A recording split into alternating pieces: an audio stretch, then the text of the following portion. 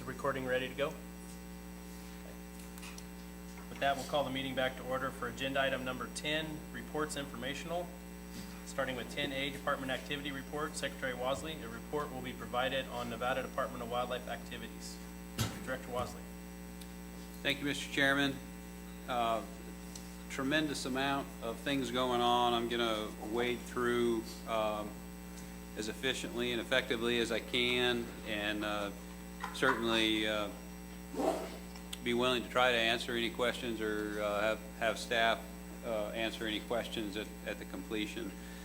I did just want to make some broad clarifications, maybe relative to some of the public comment we've heard thus far, or CAB input. One is relative to the new system. You know, in government, we don't have the luxury of building overlapping contracts. I think there is perhaps a public perception out there that when we went from an old system to a new system, that we had adequate time to overlap those contracts and perform a bunch of testing. We certainly did what we could, and when we flipped that switch, it wasn't expected to be an instantaneous, smooth transition to a brand new system.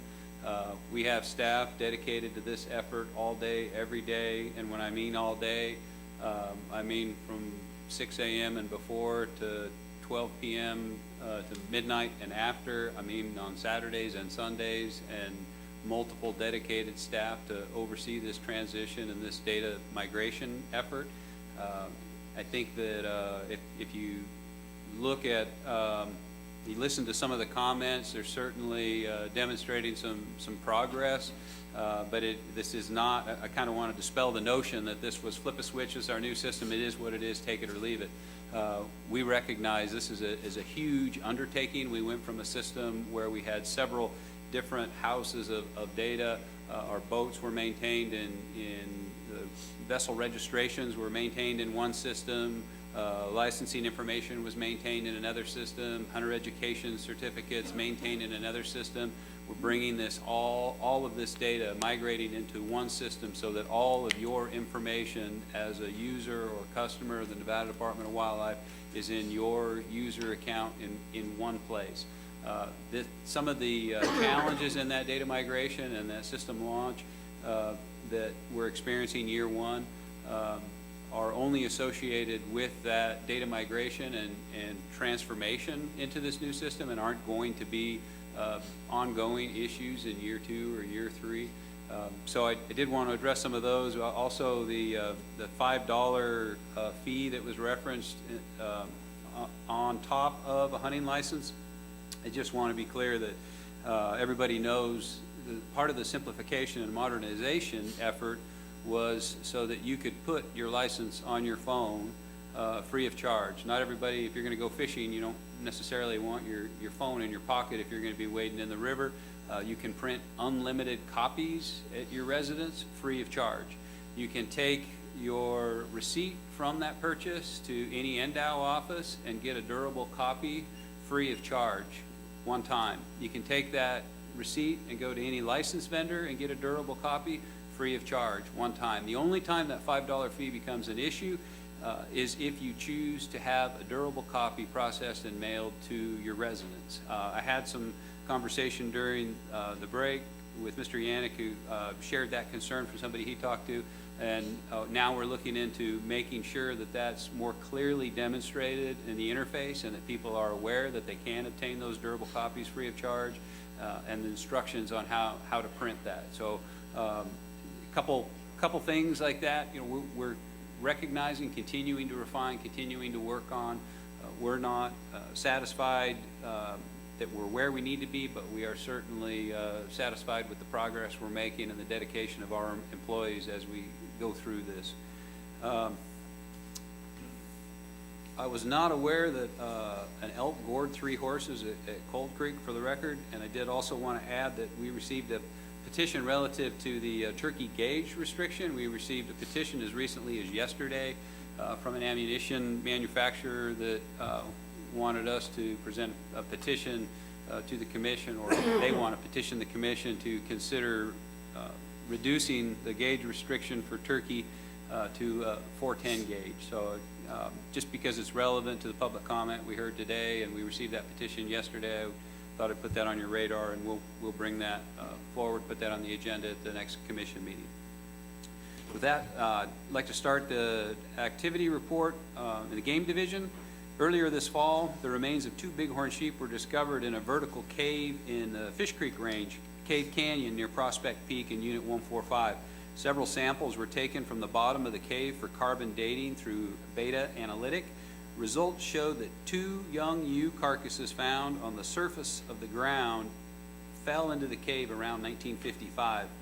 Mandible and carpal bone samples excavated 10 inches below the surface from 1 or 2 other bighorn sheep in the cave date back to 1875. This investigation has been conducted in cooperation and coordination with the BLM, Great Basin National Park, as well as the department. There's no current documentation of native bighorn sheep in the Fish Creek Range, and we've contacted Dr. Marjorie Matoke, the geneticist at UNR, for gathering DNA on bighorn sheep for comparison with statewide genetics around the state. This finding adds to the historical record of bighorn sheep persistent in portions of Nevada. Eastern region postseason mule deer surveys were accomplished during November and December. Classification of just over 17,000 mule deer resulted in buck-to-doe ratios above objective at 32.4.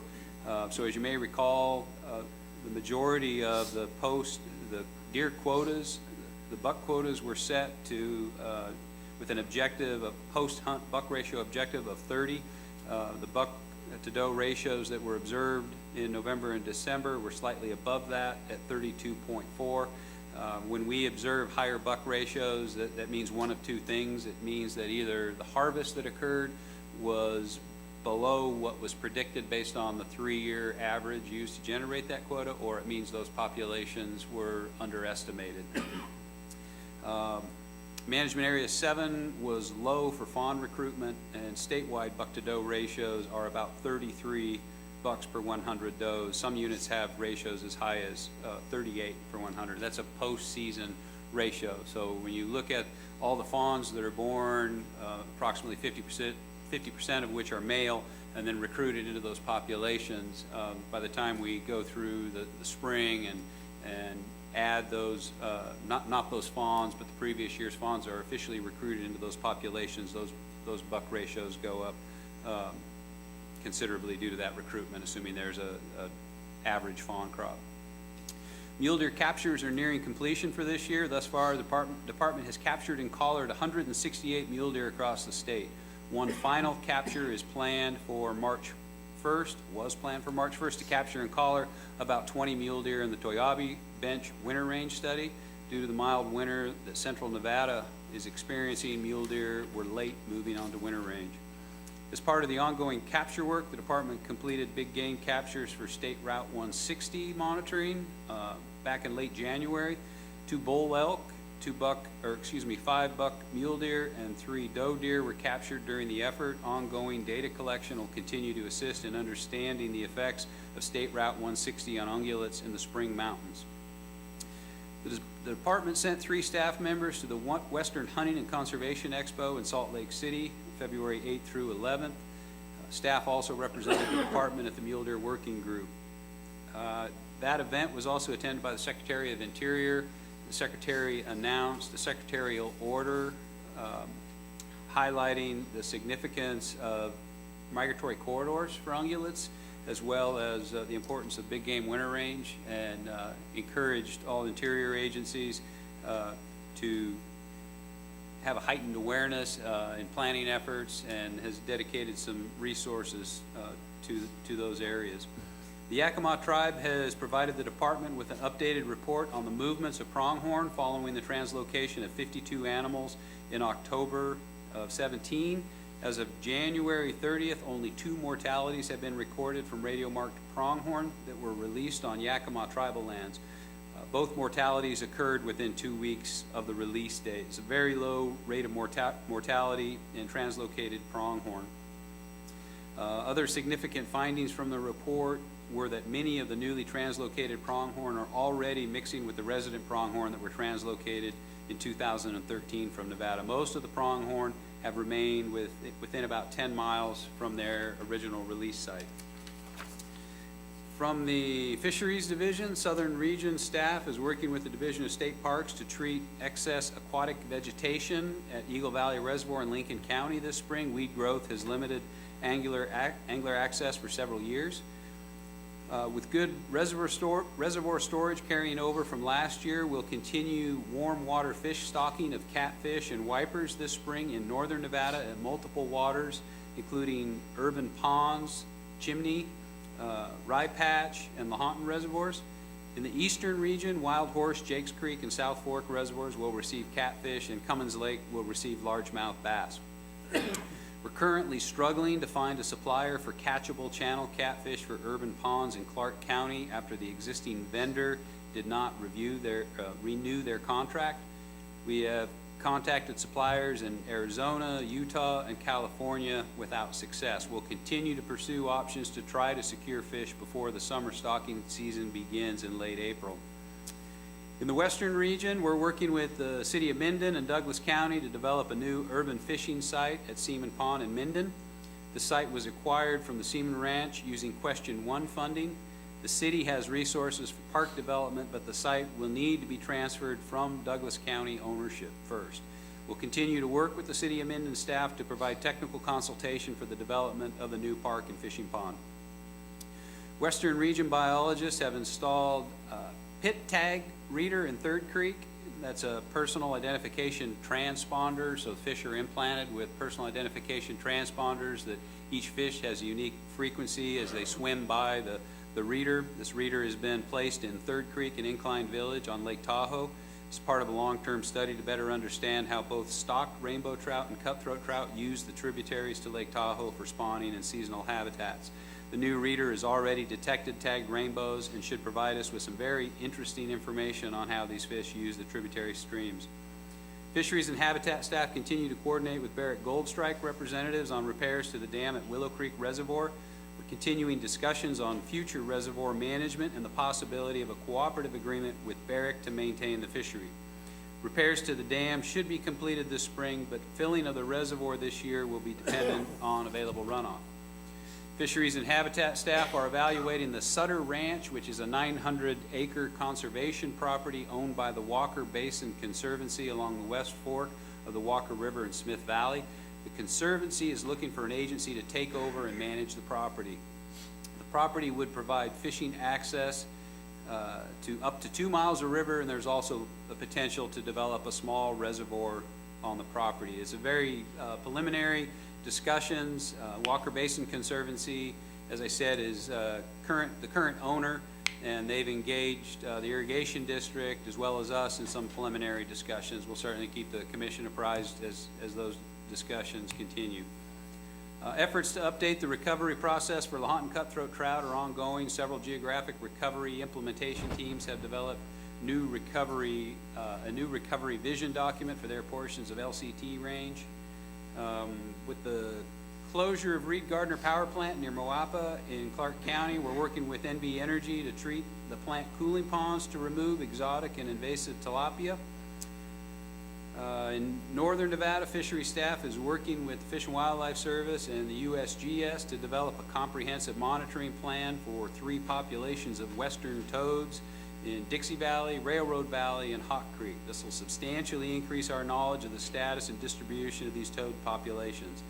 The Dixie Valley toad has been petitioned for listing under the Endangered Species Act, and we anticipate that other researchers may be proposing the other 2 populations as unique species in the near future. At Lake Mead in January, Endow biologists sonic tagged 10 razorback suckers and stocked them into Vegas Bay as part of the study to identify genetic augmentation needs for this population. Lake Mead has the only self-recruiting population of this Endangered Species Act listed native fish in the entire lower Colorado River Basin. Various improvements and upgrades are ongoing for Endow fish hatcheries on multiple fronts. At Gallagher, the new ultraviolet radiation sterilization system is now fully online for the domestic water system, and we're continuing to solicit bids for a new alarm and monitoring system for the water. We're currently working on rewiring the residences at Spring Creek Rearing Station and have received approval from National Park Service to upgrade and repair the fire suppression system at the Lake Mead Hatchery. In the Habitat Division, the FY19 Wildlife Heritage Program year is on track to set records for the most funds available for the heritage projects, the largest sum of requested funds by proposed heritage projects, and the greatest amount of matching funds leveraged from other sources. Specifically, $887,474.01 of heritage funding is available for FY19 projects, and NDOW has received 18 proposals requesting a total of around $1.2 million. Collaborative endeavors include the participation of NDOW Habitat staff in the establishment of a Nevada Collaborative Conservation Network aimed at providing networking opportunities and conservation resources across the state. The Habitat Division's Private Lands for Wildlife program will participate in this NCCN through the continuation of work with the NRCS, the State of Nevada Conservation District programs, U.S. Fish and Wildlife Service Partners for Fish and Wildlife, all to develop and implement habitat restoration projects on private lands across Nevada. Our wildlife management areas have received early water allocation numbers from the associated irrigation companies. Mason Valley, Walker River Irrigation District does not expect to hit full decree this year, with deliveries likely in the 70 to 75% allocation range. The Truckee, the Carson Irrigation District expects full allocation, 100% for Carson Lake and pasture. Water deliveries could start as soon as yesterday from the Lahontan Reservoir. Given the high water levels on the area, NDOW doesn't expect to take deliveries early. Our allocation will be saved until needed for fall migration and hunting, or in the unlikely event that we see botulism or other disease outbreaks this summer that can be mitigated by cooler temperatures or higher flows. Pershing County Water Conservation District for Humboldt Wildlife Management Area does not have early allocation numbers yet, but they're expecting 100% allocation from Rye Patch Reservoir. Deliveries aren't expected to start until April 1st. Water Development Crew is starting another construction season, and crews in the north and south have been busy planning and constructing projects with the help of our Sportsmen volunteer groups. The northern crew completed their first project of the year in the Sand Springs Range and will construct volunteer projects every 2 to 3 weeks for the next several months. The southern crew is well into their construction cycle and has volunteer projects scheduled for the next several months as well. The southern crew also recently completed their annual inspection and maintenance aerial surveys with the help of the Fraternity of the Desert Bighorn. The observed dry trend in southern Nevada may necessitate water hauls to several critical guzzlers over the next few months. NDOW has provided technical review and comment to a number of proposed projects or land exchange proposals in development. Most significantly, comments were provided to the Nevada Test and Training Range, withdrawal renewal, and the expansion draft legislative EIS. The developing Washoe County Lands Bill, comments were also provided to that effort, and scoping input into the Bureau of Land Management fuel breaks project across the Great Basin region, and fuel treatments and habitat restoration programmatic environmental impact statements. From the Law Enforcement Division, 2 Wisconsin men were sentenced on this past Monday in the 7th Judicial District Court for their roles in the illegal killing of a large bull elk near Ely during the 2016 season. Ed Singlar received a fine of $1,000 plus $6,000 in civil penalties. His son, Ryan, received a fine of $2,000 and also $6,000 in civil penalties. The men also received jail sentences of 270 days in White Pine County Jail, which were suspended for 1 year probation period. However, both men were ordered to serve 10 days in the White Pine County Jail and were remanded to custody right from the courtroom. The Singlers will also face 40 hours of community service to be performed in their hometown in Wisconsin, loss of hunting privileges, and forfeiture of their rifle, scope, as well as the elk. 2 regulations from this commission went into effect at the end of February when the Legislative Commission approved them. The first changed the definition of what firearms are illegal for big game hunting. This regulation liberalized what handgun cartridges and muzzleloader powders could be used for big game, set a maximum on caliber and cartridge length for big game, and prohibited the use of electronic smart rifles for big game hunting. The second regulation placed a season closure on shed antler gathering in Nevada for 6 eastern counties from January 1st through April 30th. The Law Enforcement Division is wrestling with how to enforce this regulation as it became effective in the middle of the season closure. Interestingly, the weekend immediately preceding the shed antler regulation going into effect, our Lincoln County game warden checked 24 different camps in Lincoln County representing 5 different states. Shed antler pressure has remained high in eastern Nevada even since the regulation went into effect, as game wardens attempt to educate the public about the new rules. A large portion of the pressure is coming from Utah shed hunters who came to Nevada last spring in response to Utah's shed antler collection closure. Many Nevada shed hunters have raised concern about the new regulation, especially inquiring about why the closure will go through the month of April when wintering big game is gone from their winter ranges by that time. The Wildlife Diversity Division, wildlife diversity biologists continue to monitor golden eagles. We've assessed occupancy at 15 different eagle territories in the Lincoln County study area and 18 territories in northern Humboldt County near the Highcroft mine. Both study areas are 100% occupied. We've confirmed breeding at a subset of 6 territories in Lincoln County with potentially 3 additional sites showing breeding activity. There was also a collaborative effort partnering with the U.S. Fish and Wildlife Service and Highcroft to deploy cellular transmitters on 2 adult golden eagles. 1 adult male and 1 adult female from 2 separate territories were captured in mid-January and had collars attached. So far, the adult female does not appear to be on eggs yet, as her movement patterns show her spending a fair amount of time away from the primary nesting cliff. The male eagle is also spending time both at his primary nesting cliff but also at the southeast, so breeding activity is not clear at this time. The Diversity Division is continuing to work with several agencies, including the Bureau of Land Management, U.S. Forest Service, and National Park Service, to update the Nevada Bat Conservation Plan. The annual meeting of the Nevada Bat Working Group was held last December, and portions of the plan were assigned to various groups. First chapters are due in April on habitat use, including recommendations on survey needs and conservation actions. In partnership with the University of Nevada, Reno, the Diversity Division has completed a multi-year project on small mammals. Over the course of 3 years, small mammals were trapped at 6 mountain ranges at multiple elevations and in multiple habitat types. Results showed that Nevada harbors unusually high small mammal richness, among the highest of any state, with 42 different species caught. This is due in part to the breadth of environmental conditions present along the dramatic elevational gradients associated with Nevada mountain ranges. Baseline survey effort makes recommendations for continued monitoring of small mammal communities as a way to detect environmental changes.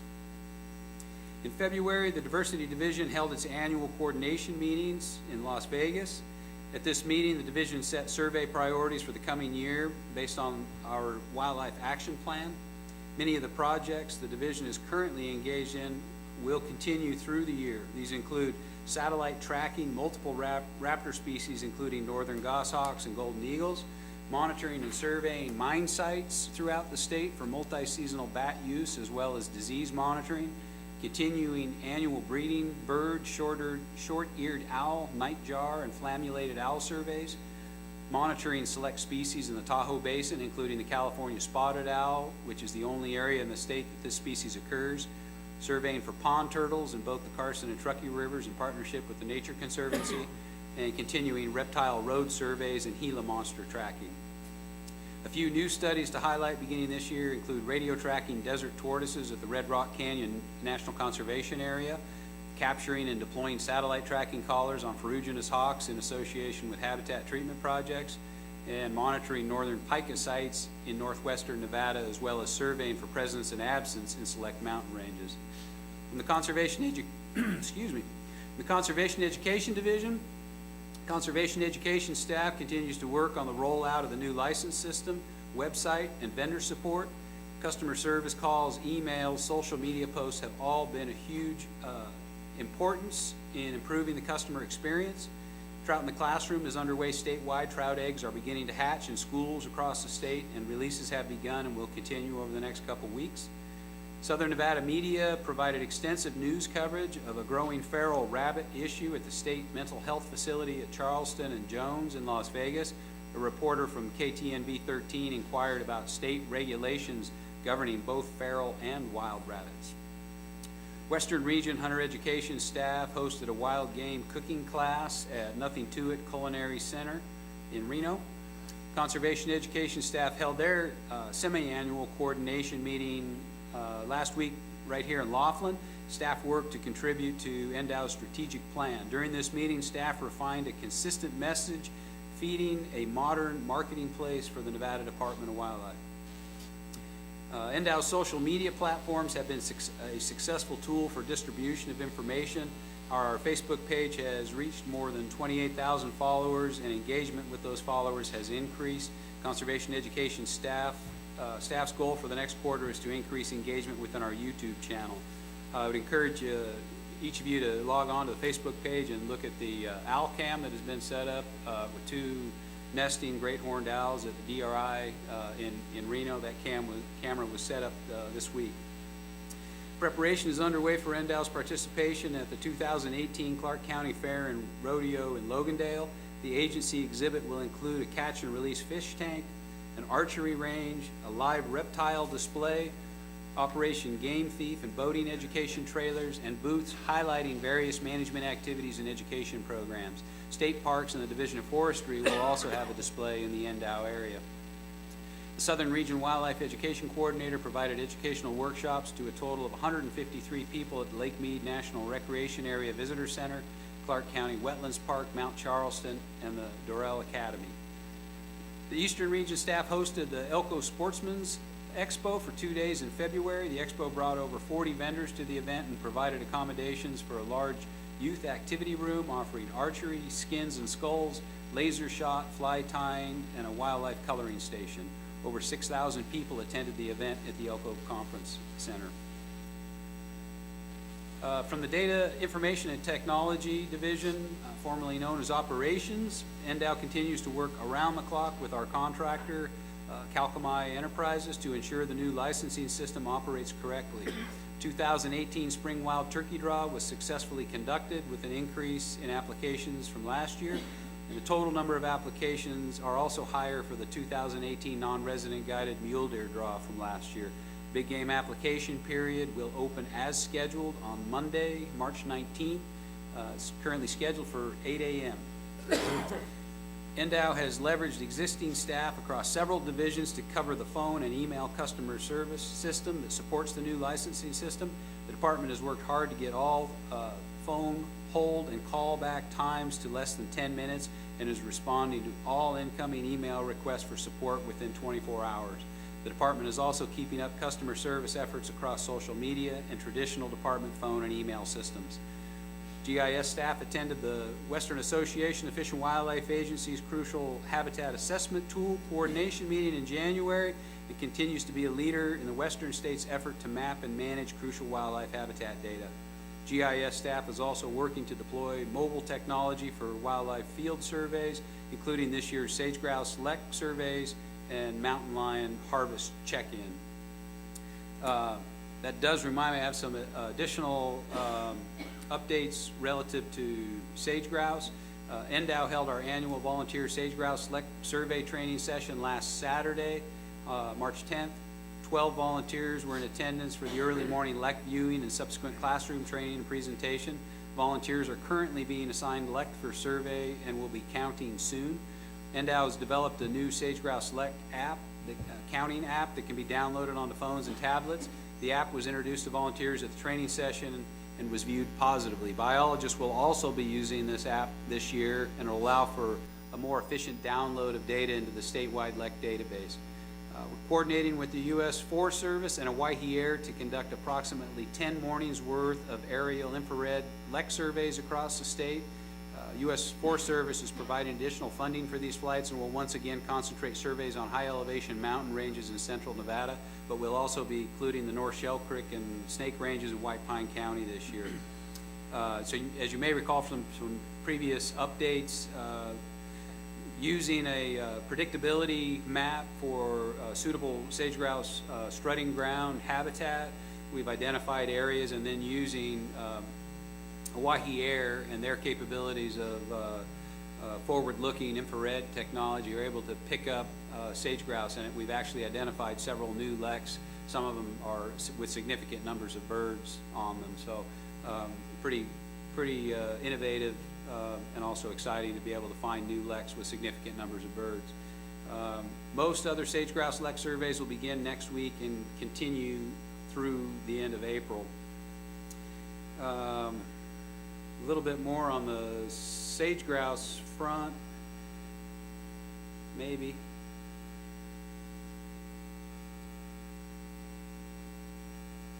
In 2017, endowed with contributions from several NGOs such as MBU, Nevada Chukar Foundation, Nevada Muleys, Carson Valley Chukar Club, Barrick, and Newmont, purchased $1.2 million worth of seed, spent $360,000 in seed application costs that combines aerial and drill seed, and spent $289,000 on herbicides. Over the past 2 months, seed and herbicide application was spread across approximately 12 major wildfires across the state. We estimated that 275,700 acres of priority habitat burned and 311,500 acres of general sage grouse habitat burned during the 2017 fire season, for a total of just under 600,000 acres, which is an area larger than the Sheldon National Wildlife Refuge. The statewide wing bee provided a preliminary recruitment value that I reported on, I believe, of 1.05 chicks per hen. Once all the wings were analyzed, the final statewide recruitment value was actually 0.98 when accounting for the Sheldon, Tuscarora, and Desatoya wings. The long-term average recruitment, sage grouse recruitment value for Nevada is 1.6 chicks per hen. In 2017, Wyoming reported a recruitment of 1.2 chicks per hen, and Idaho reported 1.13 chicks per hen. So recruitment values across the range are considered low, typically requiring about 1.5 to maintain populations, presently below 1 for this year. Annual data summaries for each of the study sites across Nevada were provided by USGS in January. Some of the metrics provided in these reports that are used as indicators of population health include things like annual survival, nest survival, brood survival. Overall, annual survival dipped to 51% in 2017, down from 68 and 69% in 2015 and 16 respectively. Nest survival was estimated at 31% in 2017, which is consistent with the short-term average of 29%.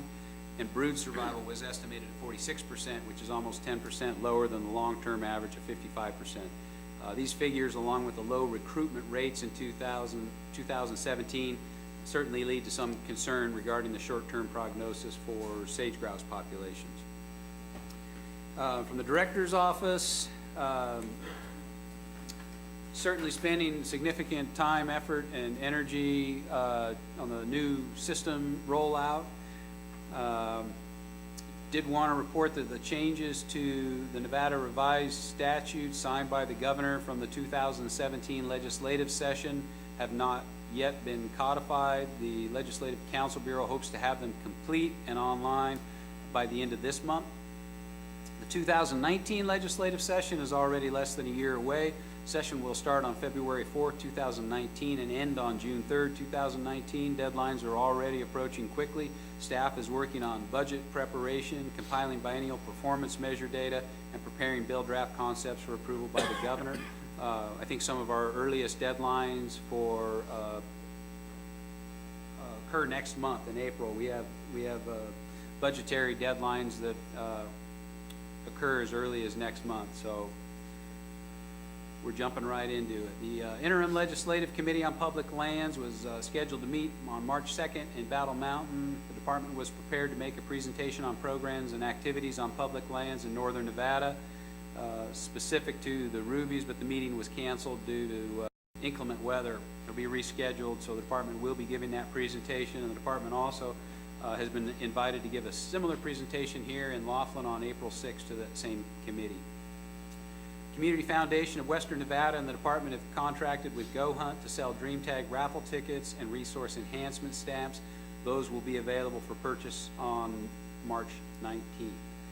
Lastly, the department will continue to hold coordination meetings with partner agencies. Most recently, the department met with the U.S. Fish and Wildlife Service Southern Nevada Field Office yesterday afternoon. Upcoming meetings include U.S. Forest Service, California Department of Fish and Wildlife, where key topics will include the hunt and cutthroat trout recovery, interstate deer herds, and urban wildlife responses in the Tahoe Basin. Thank you for accommodating that lengthy and detailed department activity report that's so important for us to share with you, and the diversity and magnitude of what we do. And thank you again for putting it together, because it keeps each of us in the loop for items that happen a long ways away from a lot of us on the commission. And I appreciate the update every time I come to a meeting, because there's 99% of that I probably haven't heard. And I appreciate it, and I'm sure it's very helpful for the public as well. And I also want to thank the department how hard you've worked implementing the new system and trying to accommodate people and make things. I know I've actually had some family members that had some issues that called in, and it was staff have worked really hard to fix the problems and get things going, and I appreciate that, and I'm sure the rest of the commission does as well. But anyone else have any comments or questions for Director Wassel? Commissioner Hubbs. Yeah, I wanted to reiterate that too. My son, who just turned 13, did his first hunter safety. It was really positive. I was stating, we did the online class. I did that with him throughout the week, and then his father took him to the day-long class, and he came back really energized about it. It was a really great instruction for him. So it was interesting to watch it from my perspective, knowing kind of what goes on behind the scenes, to see what it looks like for a young child to do that. It was great.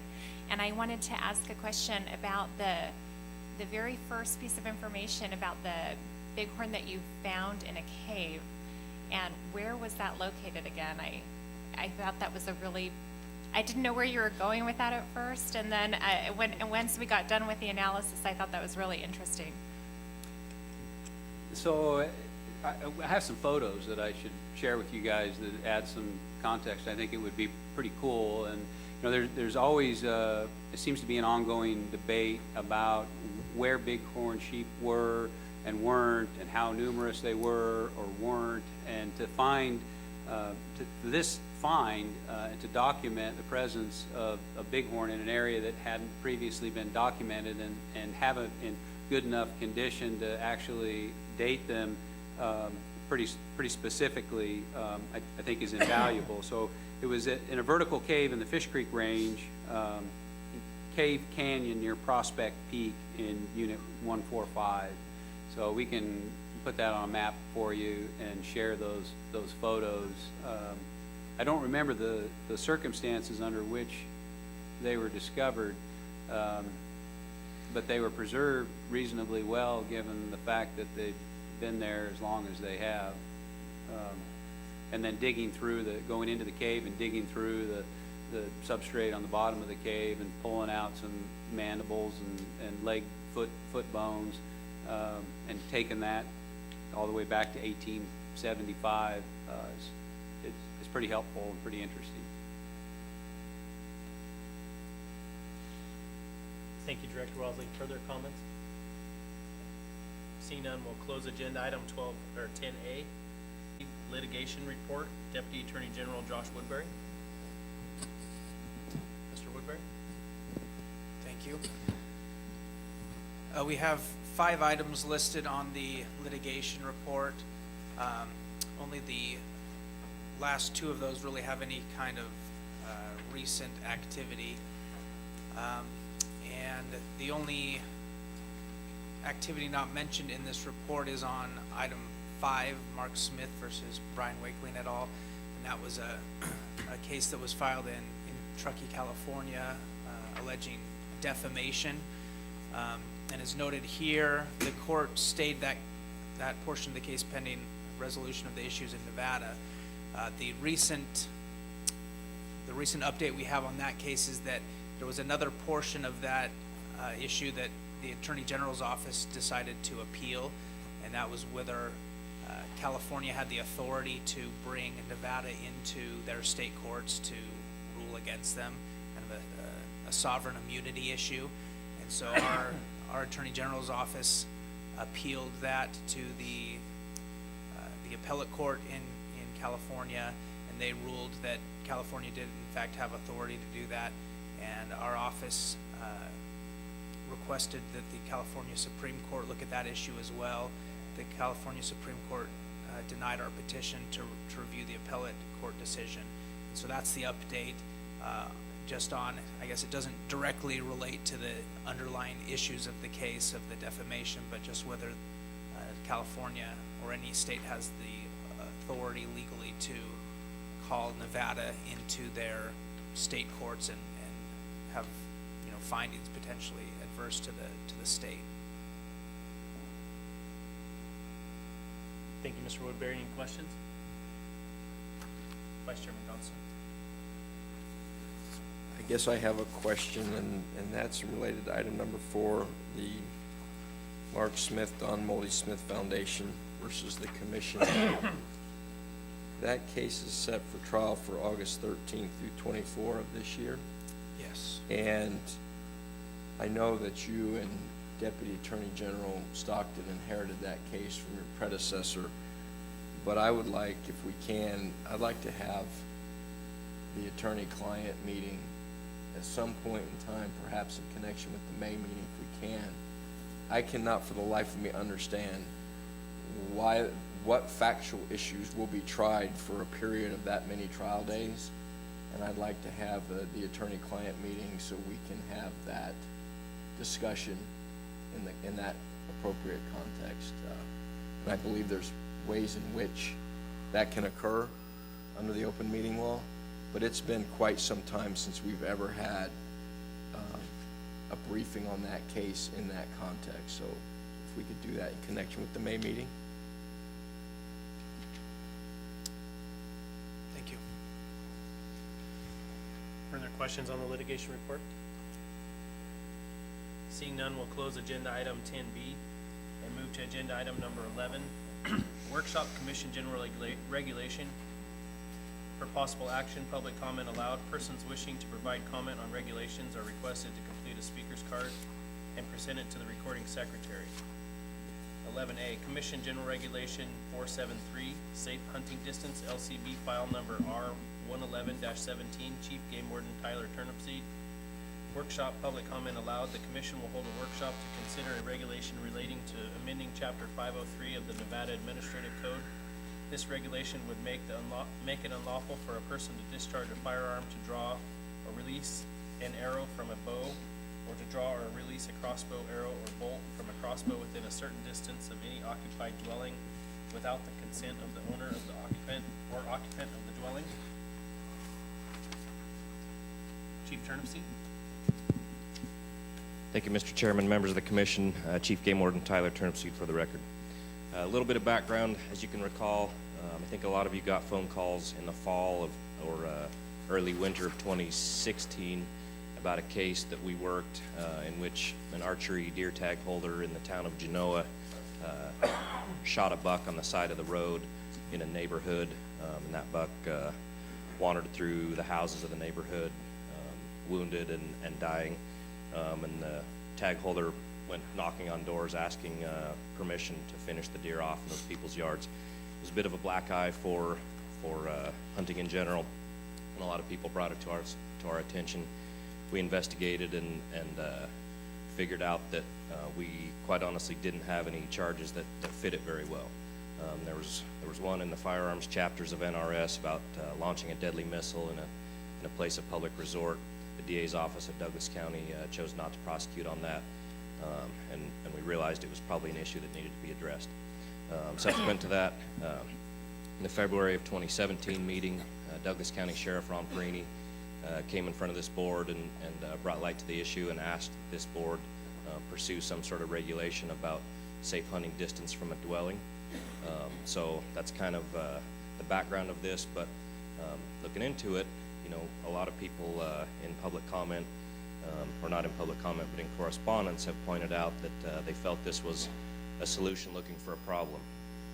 So I sort of polled some of our game wardens around the state and asked, for some specific examples of where this has been a problem around the state, how many calls we get, that sort of stuff for people hunting near dwellings. So I can go over a bunch of those bullet points here in a minute, but a few other things that we run up against. There are some counties that have ordinances about shooting distance from a dwelling. For instance, Douglas, Carson, Washoe all have some sort of ordinance, and those are included in your support material. One of the issues, though, is that the Douglas County ordinance did not specifically address archery. So this case in 2016 their ordinance did not apply to it. Sheriff Perini took that issue to his county commission in Douglas County, and it's my understanding that they didn't want to hear it. They referred it back to us as more of a hunting problem than a shooting problem. Also, one of the issues with county ordinances is that we as state peace officers generally don't enforce those, or maybe aren't able to enforce those. So quite often we get called out to one of these cases of somebody hunting too close to a residence, complaints from homeowners, that sort of stuff. And even if they're in violation of the county ordinance, it's not something we can enforce. Quite honestly, a lot of times there'll be a local deputy or police department person there, and they call us out anyway. We get the calls in our dispatch center. We refer the caller to the local jurisdiction. The local jurisdiction calls us out anyway because they're not familiar with dealing with hunters. So those are some of the issues with county ordinances. And then another distinction, of course, is that this board has the authority to regulate hunting, fishing, trapping, and boating. So this proposed regulation speaks only to hunting, not backyard shooting, like a lot of people practice archery in their backyard or shooting sports, whatever. This would have nothing to do with that, just for the purpose of hunting. So as I said, polling some of our wardens around the state about specific cases of where this has been a problem. Actually got a lot of feedback, even just from 4 or 5 wardens, about a lot of problems. It's primarily in the Reno, Carson, Gardnerville area, but it also extends out to other parts of the state as well. So I'll just read through a list of these of emails that I got back from our folks about places they've had issues. Ongoing occurrences on the Truckee River just up from Lockwood and below the 2nd Train Bridge when leaving Reno. Duck hunters hunt upriver on the Story County side, but pepper the house that actually is just inside the Washoe County line, pepper the house with shot. We get 2 or 3 calls per season about this issue. Ongoing complaints from homeowners in the Spring Creek area of Elco County with deer hunters hunting the neighborhoods for deer, especially archery. We worked a case in 2016 of an archery hunter who killed 2 bucks with 1 tag, mostly in and around houses. There are some really nice bucks that live in Spring Creek, and those prove tempting for some people. Specifically, just this past season in 2017, we got a lot of calls about duck hunters hunting the Truckee River below Boomtown and Verdi. Washoe County Sheriff's Office responded to those, but then called us out and asked for assistance. No citations issued. Duck hunters on the Truckee River between Mogul on-ramp and East 4th Street exit. Washoe County Sheriff again responded to that, but called us out for assistance. No citations issued. In 2015, chronic reports of quail hunters near houses right here in Laughlin, actually. Numerous calls over the years in developments south of Ely, such as Blue Diamond along Highway 6, with people chasing elk through the housing tracts, including one anecdotal report of a really big trophy bull elk being killed right near someone's backyard in Ely, just above the KOA RV park. Also in the Ely area, alfalfa fields southwest of McGill and Unit 121, hunting antelope in those alfalfa fields right next to houses. 2017, some specific instances from the deer hunt in Units 194 and 196. We handled 2 reports or complaints that involved a response by us and Washoe County Sheriff's Office with deer hunters shooting at and or killing deer in the foothills between Stead and the northeast base of Peavine. One of the hunters had shot and missed a buck just prior to our arrival, admitted to discharging within the closed discharge area, which would have been a violation of the Washoe County Firearms Ordinance, but based on the fact that we don't enforce that ordinance, he was issued a warning. Also last year from 194, 196, specific incident a little closer to Stead, this time behind the Sierra Safari Zoo. Again, a violation of the county ordinance, but not something we enforce. This incident involved a heated exchange between the hunter and the complaining resident who claims to have ongoing issues with deer hunters discharging too close to his residence. The fall of 2016, considerable amount of time spent investigating 2 incidents involving deer associated with archery tag holders in Genoa. In both instances, hunters killed deer in and among occupied residents and along city streets, with 1 deer being wounded and creating an outcry from the neighboring residents. These incidents involved a response from both us and Douglas County Sheriff's Office. Investigation identified claims from the neighborhood homeowners that archery hunters pursuing deer in the town of Genoa was not an uncommon occurrence. Investigation identified there was not a clear criminal case that Douglas County District Attorney's Office was willing to pursue. The fall of 2016 and then again in 2017, we had issues with the Desert Sheep Hunt Unit 202 of Walker Lake area with tag holders killing rams right in and near the residential area of the town of Walker Lake. Sounds like this has been an ongoing problem in that area for a number of years, and Mr. Bunch can attest that there are some issues there about town boundaries, possibly the fact that Mineral County ordinance, they may be looking to work on that. More reports of duck hunters on the Truckee River, Interstate 80 east of Vista. Chronic complaints from homeowners about duck hunters on the Carson River near Dayton and Silver Springs.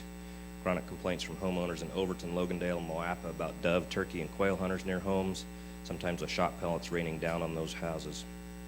Chronic complaints from homeowners in Washoe Valley about quail, dove, and waterfowl hunters near homes and neighborhoods. Annual complaints from homeowners in Verdi about dove hunters near the Riverbend area. Annual complaints from homeowners in Lemon Valley and Golden Valley about dove hunters. Questions and inquiries about hunters pursuing geese with archery equipment along the Truckee River in the Sparks Industrial area.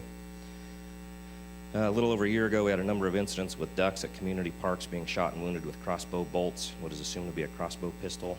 Investigated, but no suspects identified. Several years ago, investigated an incident in which a mountain lion was potentially hunted and treed with hounds in the Greenbelt section of Collin Ranch. 3 citations in the last 2 years following prior warnings to a Sparks resident who hunts and shoots game birds and protected birds in his backyard of a residential community. 10 to 12 complaints a year from homeowners in the Kings Canyon, Ash Canyon to Lakeview Hill communities during deer season, with homeowners complaining about guys in camo and binoculars trying to herd the deer out of the neighborhoods into the surrounding Forest Service lands. But no, that was a lengthy list, but I just wanted to highlight some of those problems we have from different parts of the state, because like I said, a lot of times I think people see one of these regulations proposed and don't realize the problems that we've dealt with of how we got to that regulation. So the actual regulation that we drafted, initially we took language from some of those 3 ordinances, Douglas, Carson, and Washoe, which basically said that it would be prohibited to discharge a firearm, for the purposes of hunting. It would be illegal to discharge a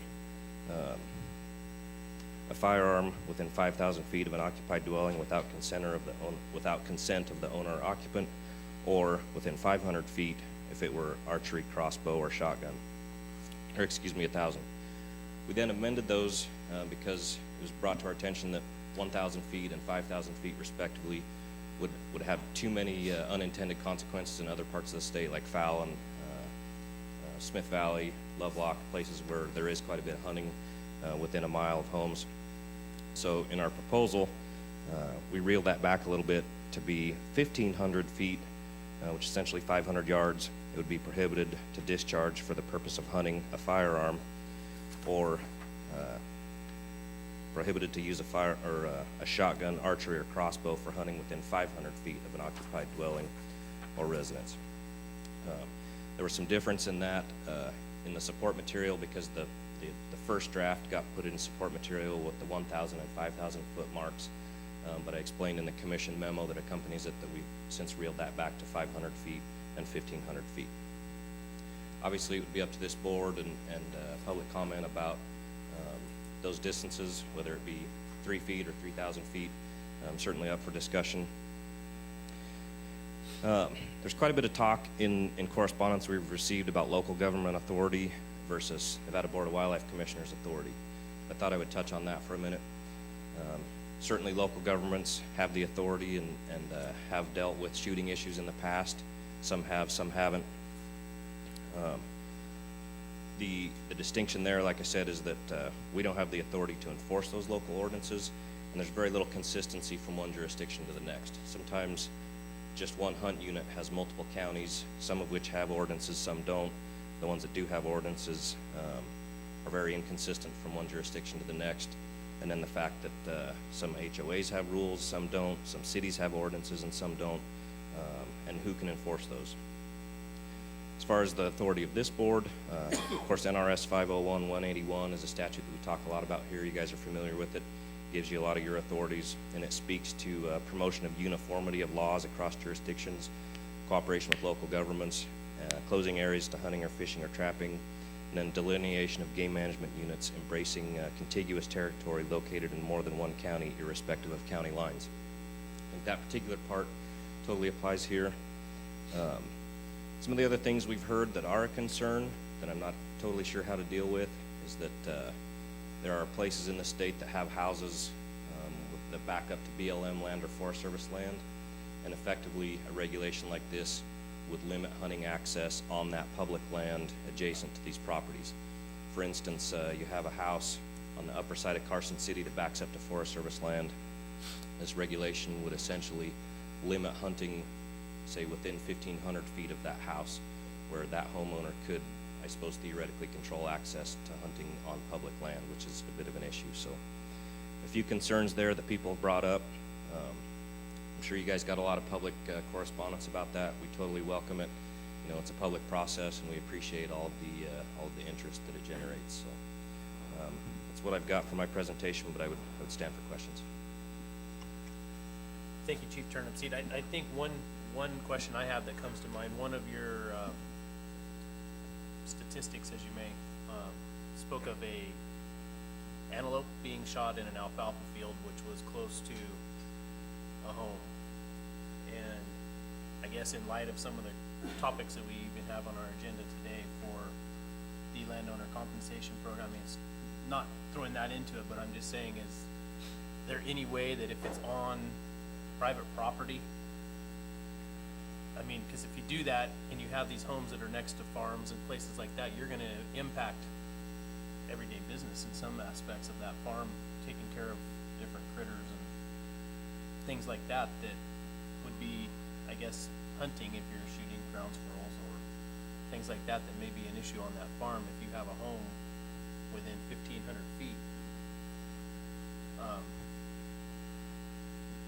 That's something that just came to mind in the discussion right here today that I hadn't thought about before. Is there any way tying that to the private property issue that we could exempt that, or? Yeah, I think that's a good point, Chairman Wallace. It would have some unintended consequences there if it were to go as written, because you're right. It says that you would not be able to hunt within, or you would not be able to discharge within 1,500 feet of an occupied residence unless you had permission from that resident. But you make a good point.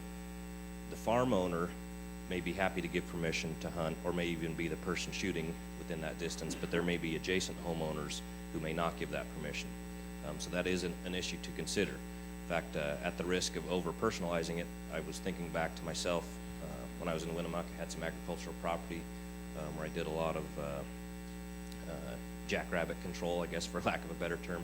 Had a neighbor on one side who was perfectly okay with that, but I did think about that in the context of this regulation, that would have had an effect, or could have had an effect if that neighbor wasn't so willing to give permission for that.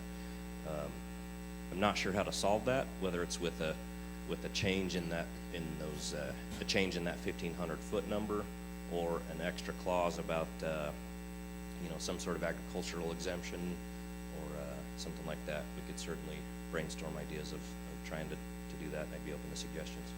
Because I hadn't thought of that until just the conversation today, and I think that's going to be a significant issue with the encroachment of neighborhoods around agriculture. I know it's happening in my area. We have many more neighbors within that 1,500 feet than we had 25 years ago. Certainly. And that's not going to get any better as time goes on. Yeah, and I think that is a concern, and not just for game animals, but like I said, when you're doing depredation control, that sort of stuff. So yeah, maybe there's an opportunity where we could add in some sort of agricultural clause, something like that. Okay. Questions for Chief Turnipseed? Commissioner Hubbs? I just wanted to clarify the measurements we're using. It was first proposed at 1,000 and 5,000, and then changed currently to 500 and 1,500 feet, because what I see down here matches the 5,000. Correct, and I apologize for the confusion on that. When we initially drafted this, like I said, we stole language from Douglas, Carson, and Washoe, and that's where that 1,000 and 5,000, those foot numbers came from. we initially had this item agendized at the last meeting, and ended up pulling it off the agenda for unrelated reasons, but we got some correspondence from that initial agenda item that pointed out some areas that were very good points about hunting around lovelock, fowl, and those kind of places where 5,000 feet would be far too long. So in our draft proposal, we reeled that back to be 500 feet for shotgun archery and crossbow, 1,500 feet for all other firearms, basically rifles. Obviously, that's an item of discussion that we're happy to discuss different distances up or down on those, but you're right. I apologize for the error in the fact that the first draft of the regulation was 1,000 and 5,000, but then our subsequent draft was 500 and 1,500.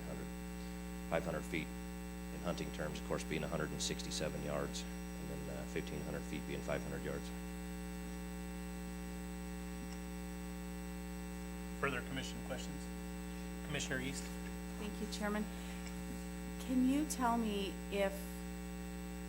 which takes precedence, the state ordinance or the county ordinance? Which would take precedence in a Washoe County, for instance, where it is 5,000 feet? Thank you, Commissioner East and Chairman Wallace, and I may ask for some legal help on this one, but it's my understanding that we as state peace officers would not be enforcing the county ordinance, just a state regulation. So we would look at more at ours.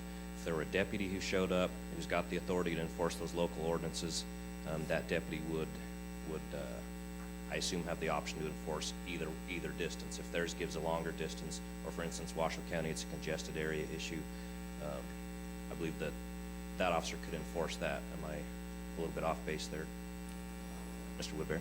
As far as I understand, that's correct. So I don't know if I can explain which one supersedes the other. Just we would have the authority more to enforce the state regulation, whereas the county officer would have the authority to enforce the local. The fact that they don't agree, I guess, would be an issue that would be a case-by-case basis, where the deputy would probably enforce theirs and we would enforce ours. For that matter, the deputy can enforce a state regulation as well. But Okay. And for the record, I know others did it ahead of this agenda item, but I did receive tremendous amount of input over this, mostly opposition. I don't think I got one call or email that was for this. Sure. So I just wanted to state that, and I did not have the time to respond to almost 500 emails. So those who did send or call me and sent not a form letter, email, I did try to respond to, but I've even got more this morning. So I just want to apologize to the public that if I didn't get back to you, hopefully I can at some point. But when you get 500, that's a lot to think about and a lot to respond to. So thank you for your input. certainly, and I guess I would agree with that as well. We got a large volume of calls that we weren't able to get them all responded to, and then, like you said, form emails that came out from an email blast from a non-government organization. But so that's kind of why I wanted to give some of the background of why we're talking about it in the first place, because I think a lot of that correspondence didn't realize the volume of calls that we get about these issues, and I think we do have a concern that a lot of these calls give hunters or hunting a little bit of a bad image problem, hunting near neighborhoods. Further commission questions or comments? I'll just make one comment about the form emails. I didn't even realize I was getting them. So I don't know if people were actually typing the email themselves, or if the NGO had a platform that was sending the email from their email address with their name, because they were all going into my spam folder. So I mean, this is a recurring message, but contacting me with a form email, and it goes into my spam folder because that's what it's being identified as. It's much better to write your own message to me, because then it generally won't be caught in the spam folder. But I opened up my email, there's nothing in the inbox. I was a little surprised by that, and then all of a sudden there's like 500 in the spam, and it was all the same email, virtually verbatim. So that's just word to the public and reaching out to the commission that sometimes the form emails do get caught up in a spam folder. I did see it. It's kind of hard to miss the bold 500 plus. in a folder, but just a heads up to people who want to communicate with the commission.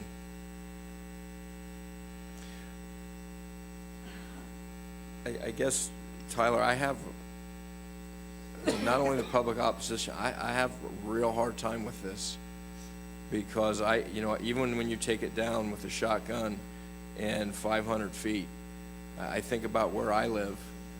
Guys go out goose hunting on private property. They're in their layout blinds, and they're probably within 500 feet potentially of an occupied dwelling, but not posing a risk because of the way they're set up.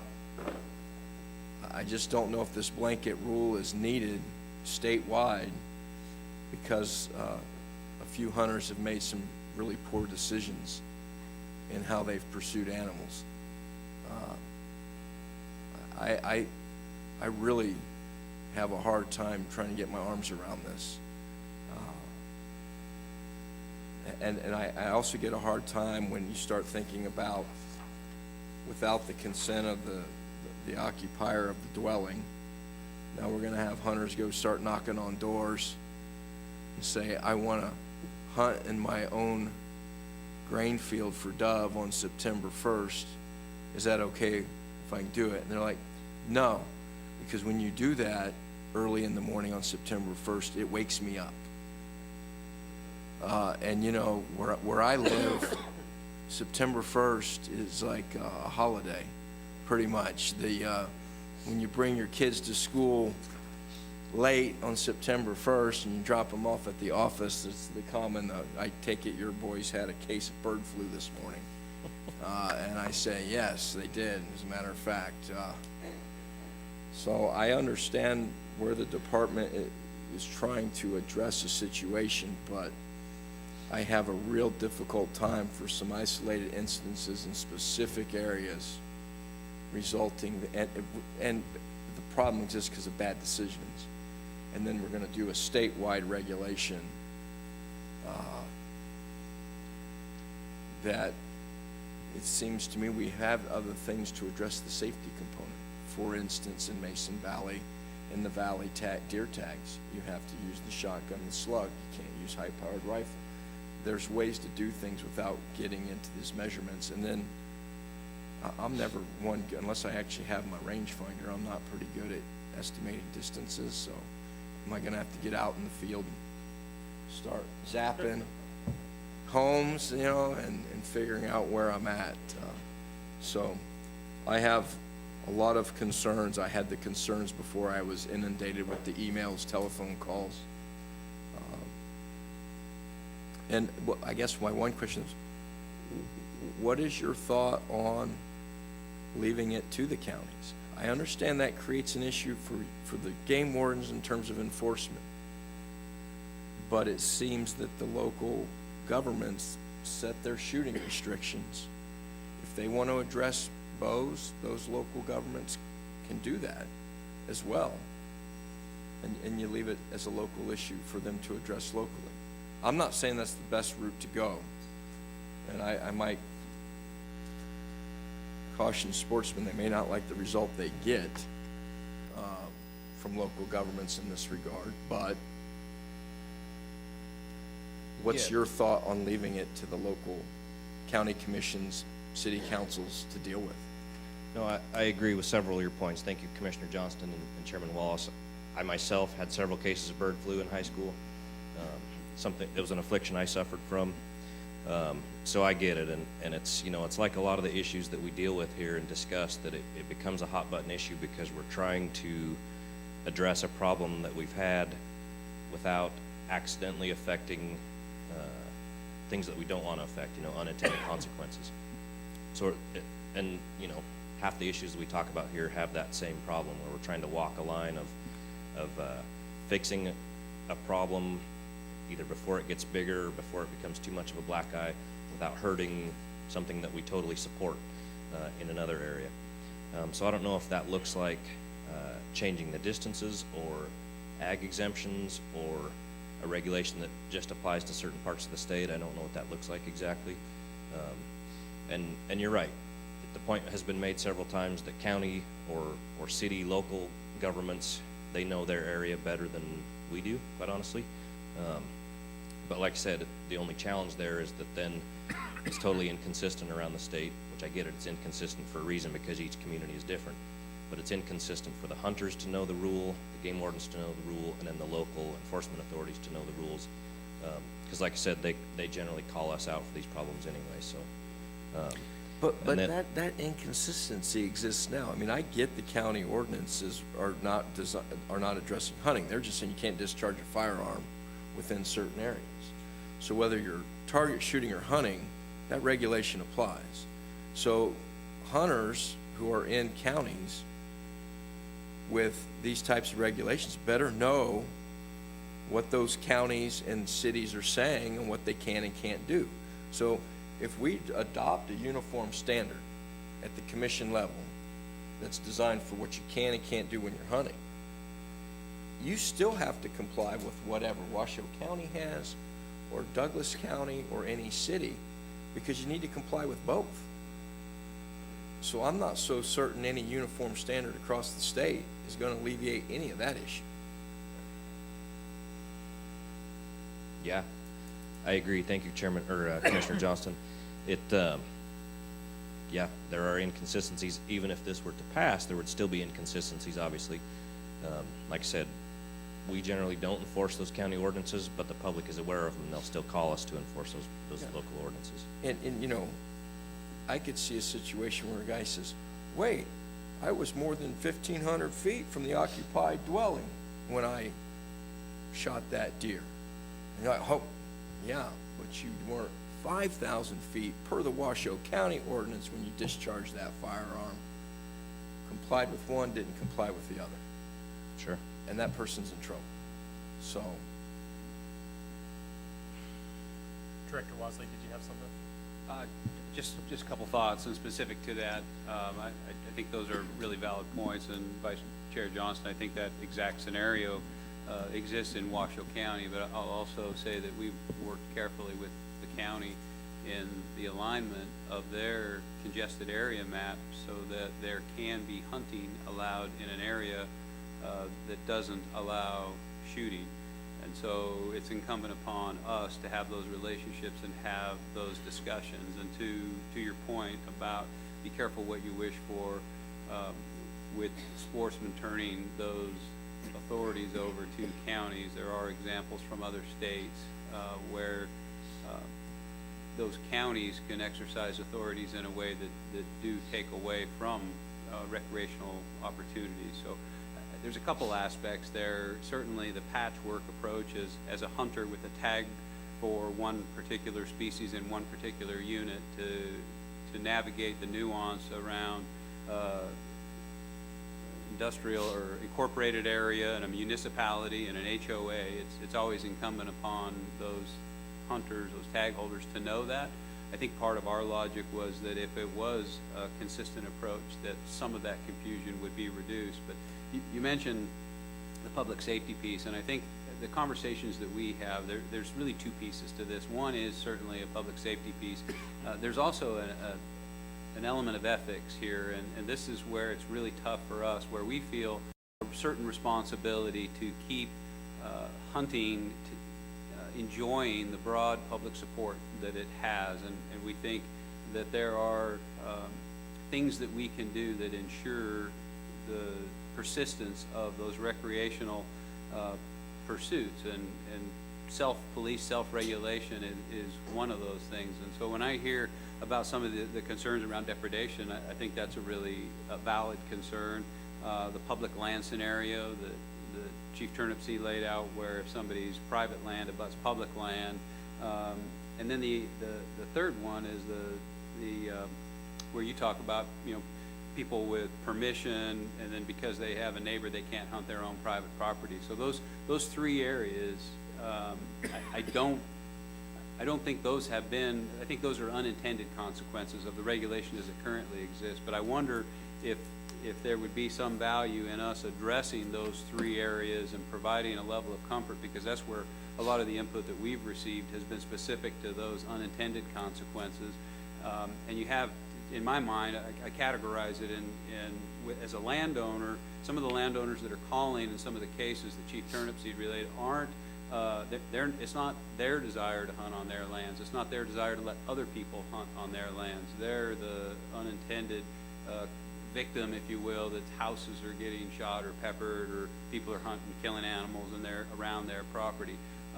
And you're right, it's bad decisions, but if some of those exemptions were made for the depredation, for the public land scenario, for the private land exemptions, if you want to hunt geese on your private land, and you're doing so, that really becomes an issue between you and your neighbor or the county. But it's a different scenario if somebody from Reno drives out to Smith Valley and is hunting geese and dropping them, in somebody's backyard or peppering their house. And I think that was really some of the intent, not only the safety, but the ethics, and giving hunting in general a black eye, which is really what happened with the incident down in Genoa, the Genoa that really brought this to light. So I understand the concerns, understand what you're saying. I don't think there's a sword necessarily for us to fall on this, but I did want to address some of those concerns and offer to maybe consider ways to accommodate some of those areas of conflict, unintended consequences. Commissioner Holmberg. Sorry about that. I apologize. Last meeting I got for it too, lack of microphone. But yeah, I agree with Tony a lot. There is a entire second issue here is dealing with public perception on private property. Not all private property are hunters. There are people buying private property, to just have an escape. They're non-hunters, and they sit side by side. It's very common. And when this first come out with the distances, and without addressing some of these things, I don't think anybody even looked at it a second time. And at 5,000 feet, there's a ton of, there's a lot of places. Again, you would only know from local. The Duck Creek Basin, one of the primary elk rutting areas for the hunt, is full houses. 5,000 feet, you may not hunt in half the entire basin. It would be very difficult. So there's a ton of isolated cases around, and it would take local review, clearly. But I don't know that it's not worth pursuing and trying to address it. I mean, I would welcome, some of these proposals to address issues that have been brought up. Further commission questions or comments? Commissioner Hobbs? Well, I was thinking at first, I did go back to the Genoa example when I was thinking about why are they doing this, or is it, I was going back to maybe the regulations that we had on calibers and guns and things of that nature, like the laser points and, what's too far and what's a safety issue. And but this example in Genoa, I just wanted to unpack it. So we have a gentleman who's out hunting with a crossbow, correct? So it's not even a gun, so it could not be regulated by county, even if that county did have a regulation, which I'm not sure if it did or not. I'm not sure where Genoa is exactly, but I mean, could we parcel out the weaponry? Is it the? I mean, you also brought up the peppering by shotguns. That's different. That's like property damage from being too close to a house, which is a little bit different. But I was wondering, should we just focus on archery, or is it, is there a way that we can disentangle some of it? Those are good questions. Thank you, Chairman Wallace and Commissioner Hubbs. To the background on the Genoa incident, it was archery, and you're right, in your packet there's the Douglas County ordinance. What we were lacking with the Douglas County ordinance, and the reason the district attorney didn't want to prosecute on that, was that it does not specifically call out archery. It's a firearms ordinance basically. So it didn't apply in this case. There was a famous photo or infamous photo that sort of went around the world from that one, that was taken from the windshield of the vehicle behind the tag holder's vehicle, where they stepped off the pavement and shot this town buck. Happened in Lamoille a few years ago in a similar instance. So yeah, that incident, while it was just a bad decision of one or two people, created social media posts that literally raged on for weeks. Hundreds of people And a lot of those people on those social media sites said, hey, I was raised in a hunting family, or I hunt myself, but this is unacceptable, that sort of thing. So that damage to the image to hunting concerned us, I guess, as this agency, and then personally as a hunter, that that damage is done to hunting, and may turn that vast majority of people who are neither pro-hunting or anti-hunting, turn some of those general public people away from hunting because of the black eye that incident caused. Is one incident worthy of passing a regulation? Probably not, but that's kind of why I went through all those other calls that we get from year to year on other places. But yeah, we certainly don't want it to have unintended consequences in other places. So whether that means parsing out individual weapons, individual counties, allowing some exemptions, as Director Wasley said, for agricultural, that sort of stuff. There's got to be a line to walk here somewhere, I think. Did that answer your question or further confuse it? No, that answered it. I mean, so I was just thinking we could, if it became problematic, could parse it out for maybe weapons or maybe damage to property too. I mean, I can't imagine living somewhere and having my house peppered with shot. I would be really upset too. I mean, you can't even go out and garden, so that's not okay either. Exactly, and you can imagine how upset some of these callers are that end up on the phone with our dispatch center that their house just got peppered. And I don't think the shot pellets are necessarily causing damage. They may be coming from a long ways away and landing on the house, but it is totally unnerving when you have shot pellets rain on your house. That used to happen to me because I lived out at Overton Wildlife Area, but that was a little different because I lived on the wildlife area. But yeah, we get some very irate homeowners who call about this issue. Further, Commissioner Valentine. Tyler, you bring up a good point about Overton. That would be considered an occupied dwelling, and that'd probably shut down the entire wildlife management area, would it not? I don't think so. Thank you, Commissioner Valentine and Chairman Wallace. I was thinking back about it. So of course it would just be shotguns. There is no rifle hunting on the management area. So it would be the 500 feet rule, 160 yards. The management area residences, I think it would be implied that they're giving their permission because by the simple fact that they live on the management area. The neighbor residence used to be Alex Pierce's house. That might be within 160 yards of some of the blinds in that first wheat field. I understand we're talking about that property in a different context anyway right now, but I think that's probably the only house that would affect that is the Pierce residence, for being within 160 yards of one of those blinds. The department housing, I would say not an issue. But the Pier residents would have an impact as far as the wildlife management is concerned if this ordinance was taken into effect, correct? Potentially, depending on what happens with the ownership of that place, yes. I'd have to look. I don't know if we could figure out on Google Earth the distance, from the residence, if it's 160 yards to those fields or not. I'm not sure. It would be close. Further questions from the commission? Commissioner Barnes? I guess probably not a question, just more of a comment. I mean, there's a lot of issues to look at here, and I understand where the department's coming from, and they're serious, need to be considered. But I can't help keep going back that this is, for me, this is a local government issue, and I think that's really why we have local government, and maybe these local governments need to be brought up to speed on a lot of this for them to consider. But I guess that's where I am, is I can't get over the fact that in my mind this is a local government issue, and the local governments need to weigh in on this. Thank you, Commissioner Barnes. Anything further from the commission before I go public comment? Commissioner Hobbs?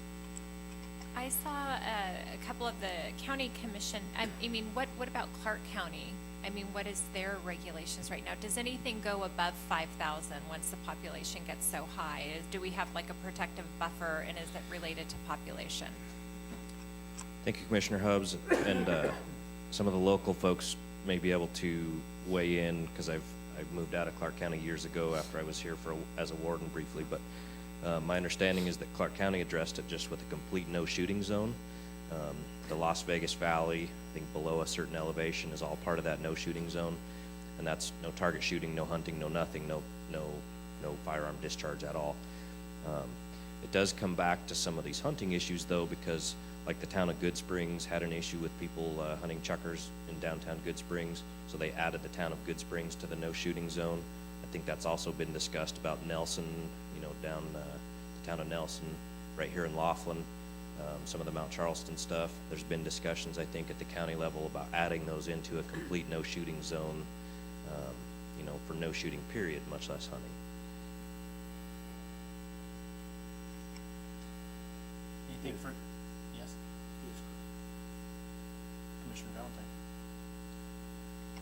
Tyler is correct. Congested area zones are no shooting zones whatsoever, and they're basically set up sectionally, section, township, and range.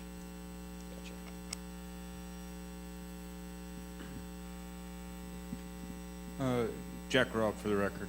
Addressing what Commissioner Barnes just said, we worked closely with Washoe County when they were developing their new firearm discharge ordinance, and it's probably the most restrictive in the state. And right now, if you have a deer tag in your pocket, or a bear tag, or a lion tag, you can hunt big game within 1,500 feet of a residence or within 5,000 feet with a rifle, and that works. But you cannot even hunt with a shotgun within 5,000 feet of a residence, because if you're sitting in Reno and you look at Peavine Mountain, the whole front is shut down to shooting. You can't say you're dove hunting. You can't say you're quail hunting. Some of my son's favorite quail spots that are ultra conservative in where he hunts, not impacting anything, he cannot go there anymore. They shut down that whole front. You can't say you're bird hunting. It's not a hunting license in your pocket. It's a big game tag. So if you leave it to the county, sometimes you lose more than looking at it yourself. So I just want to point that out, that it's had a big impact on a lot of people in Washoe County, what that ordinance did. And I was able to work with the people at the county to consider the big game, but it didn't cover quail, doves. There might be some chukar on Peavine occasionally.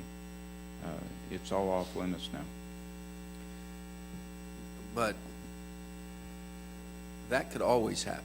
Even if this commission adopts a statewide standard on distances, local governments could still step in and say, here are no shooting zones, period. No, mine's not on that. I mean, that could happen, and they would have the ability, I believe, to do that, and then leave it to their deputies or local police departments to enforce. But if any local county commission or city council decides to go down that path, this commission adopting a statewide standard would not prevent that. You're absolutely correct, Jack Robb, again for the record. You're absolutely correct. I'm just laying out the process I went through with Washoe County and where their commission wanted to go, and luckily I had some personal relationships with a gentleman that was drafting that, and we were able to get deer hunting back in, but it was going away. So that's something to be thinking about. If you leave it up to other people, you don't know what you're going to get sometimes. Which was a comment I made earlier. Commissioner Hobbs? Yeah, well, now that I know all about hunter safety because I went through it, a lot of this is just about safety issues. Because I'm like, the archer, I mean, if he could be in this room right now, we just would say, really? I mean, you took a shot. You're not supposed to take a shot if you see something in the background that could cause problem. Like, I don't know, a house, or a car going by.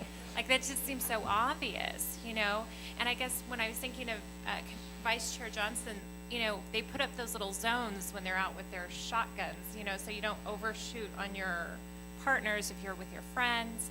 And I'm like, you would just impliedly do that with a house that was nearby. You wouldn't go near the house or put it in your zone of fire. It doesn't make sense. So it seems like a lot of those things are just bad decisions out in the field.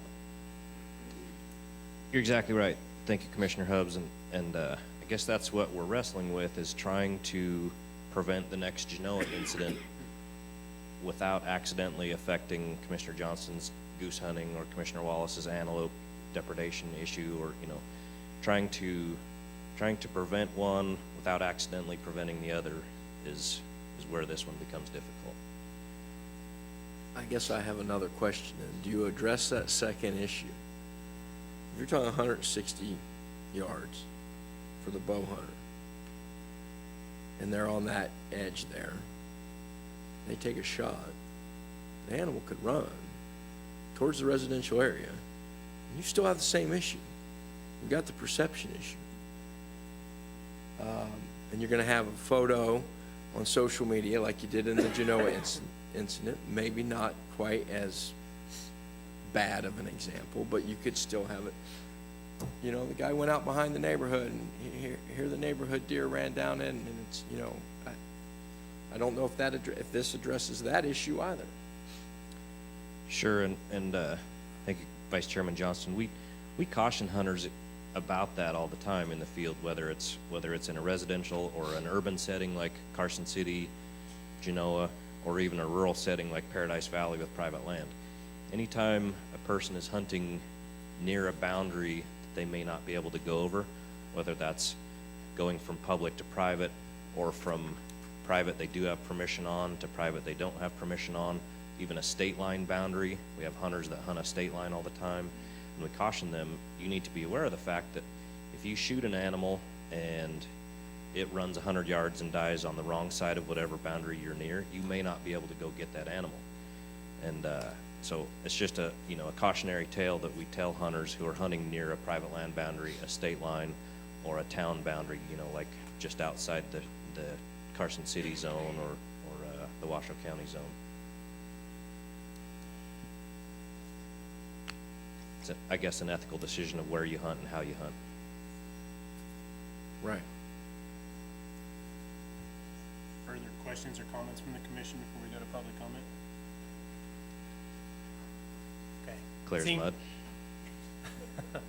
It's out to public comment, and I want to remind everyone, if you speak, would you please fill out a speaker card for us, as we don't have Suzanne here today, and it would certainly help her out if we make sure we have the cards filled out, whether it's even for this item or an agenda item earlier or later today. Please fill those out. For the record, Paul Dixon, Clark. We had a lot of discussion here, a lot of the things you've talked about. I wanted to add to what Tyler and Commissioner Valentine said about Overton. We were talking about the duck hunting and the blinds in the fields, but if you look at the turkey rookery roost, it sits within 160 yards of the guy's property there that always complains about us being out there. So a lot of people like to hunt near that roost because the turkeys drop out and come into that field in front of it, and you wouldn't be able to do that.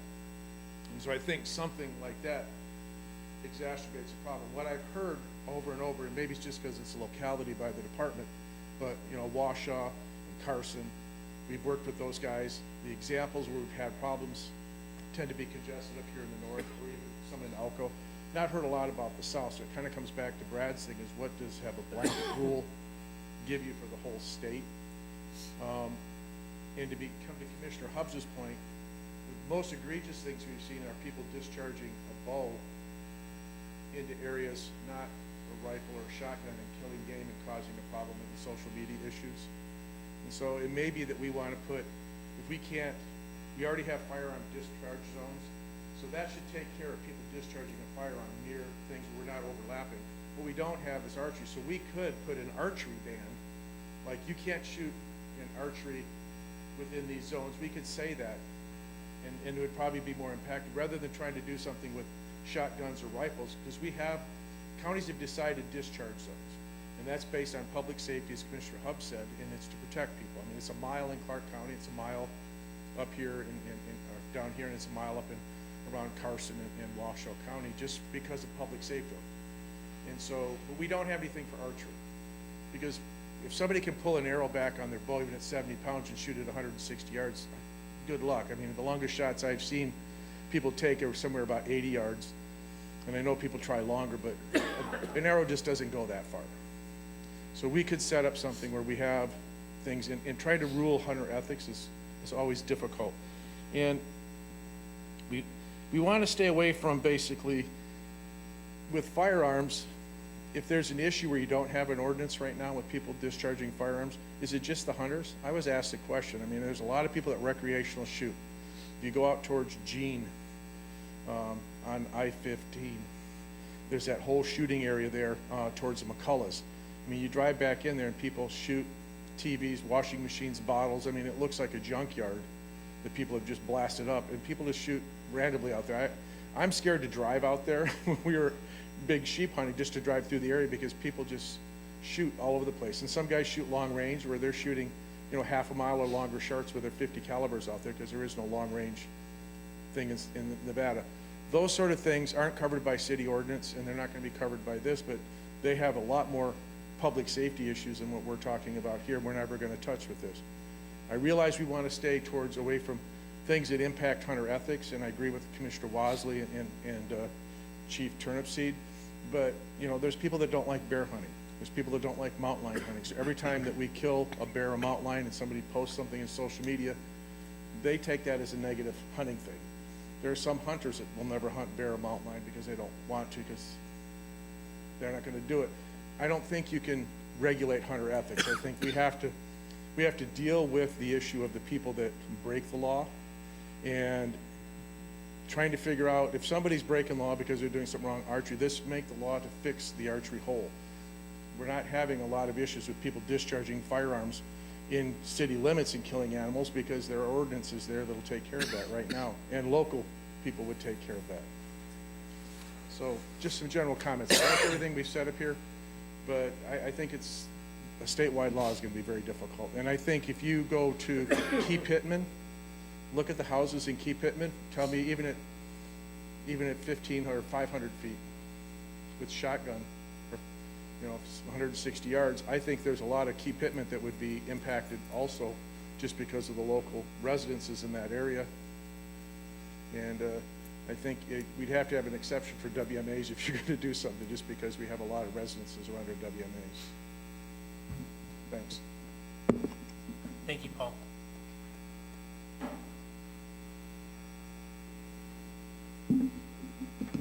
For the record, Gil Yana, Carson Advisory Board.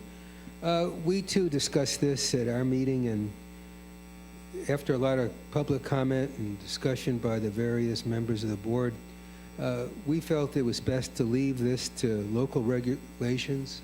They know about the safety and health and welfare of their community and the people that live there. Although most of them discuss issues about discharge of firearms, air rifles, stuff like that, perhaps maybe we should approach our county board of commissioners and ask them to maybe include something regarding bolts, arrows, things like that, because they're getting far more prevalent now with there coming really high-tech type devices capable of going greater distances, and we may do that and talk to our city board, and perhaps they want to include that. And as Chief Turnipseed said, you know, it's hard they can't enforce local ordinances. So, you know, and they're covered by that county, and so people can complain to them, but their hands are kind of tied when they're overruled by local ordinances. So we feel, let's leave it to the local communities to regulate what's the safest thing for their constituents, and let's not try to find one rule that's going to be valid throughout the state. Thank you. Thank you, Gil. Next public comment?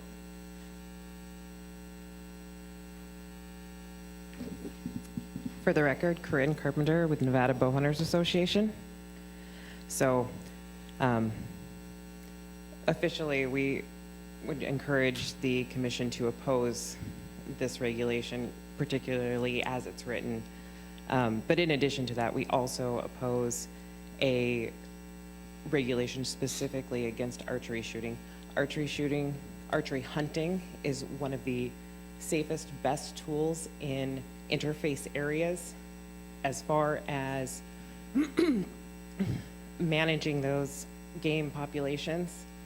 that create conflict between those communities and cars and people and everything else. But I wanted to get that out there. This gentleman made a very poor choice and does not represent bow hunters. I am here representing bow hunters across the state. There are over 5,000 tags for archery, and we have this one specific instance that has brought so much negative light, and we understand and feel that PR more than anyone else in this room does. And that certainly is a problem, but I don't think a blanket regulation fixes it. I don't think that you can fix it by saying you can't shoot archery tackle within 160 yards of a house.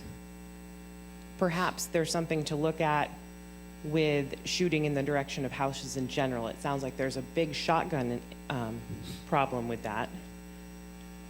Other states have regulations about not shooting in directions of houses.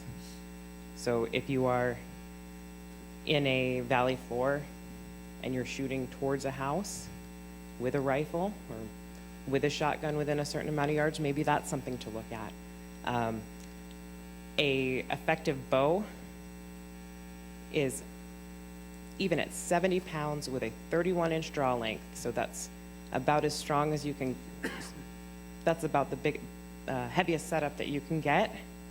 Your maximum effective range is at the very most around 100 yards. And there are very few people that practice enough that can actually pull off a shot in that manner. So bystander injury should not be a consideration. You can look at statistics, and I did some research. Not all states publish them, but there are a handful of incidents in the past, like 40 years. I think it's about 3 that where a bystander, non-hunter, had any kind of contact with an arrow.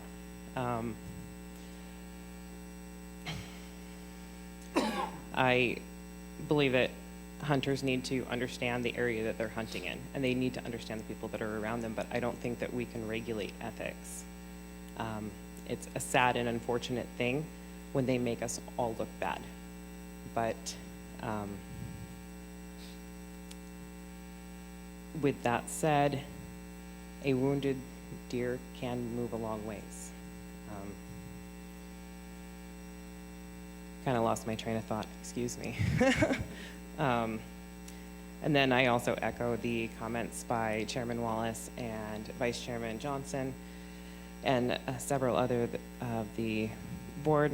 It is problematic if you have permission to hunt private ground, and you also need to acquire permission because there is a house adjacent to an alfalfa field for archery or for antelope, or if you're hunting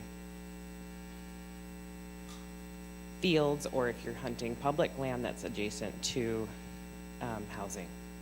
That's a huge concern. You start getting these big circles radiating out into public land. So why should a single landowner be able to tell us what we can or cannot do on private land because it's nearby his house? Thank you very much for your time. Thank you.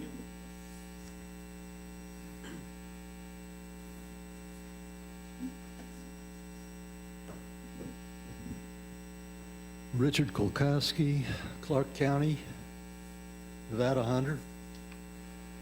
I'm a little bit nonplussed up here because the commissioners and some of the other speakers have already said pretty much of what I intended to say. And things have changed since I wrote my letter, which I hope you all have a copy of up there. It's now down to 1,500 feet from 5,000. But anyway, I will run through them and try and be as brief as possible.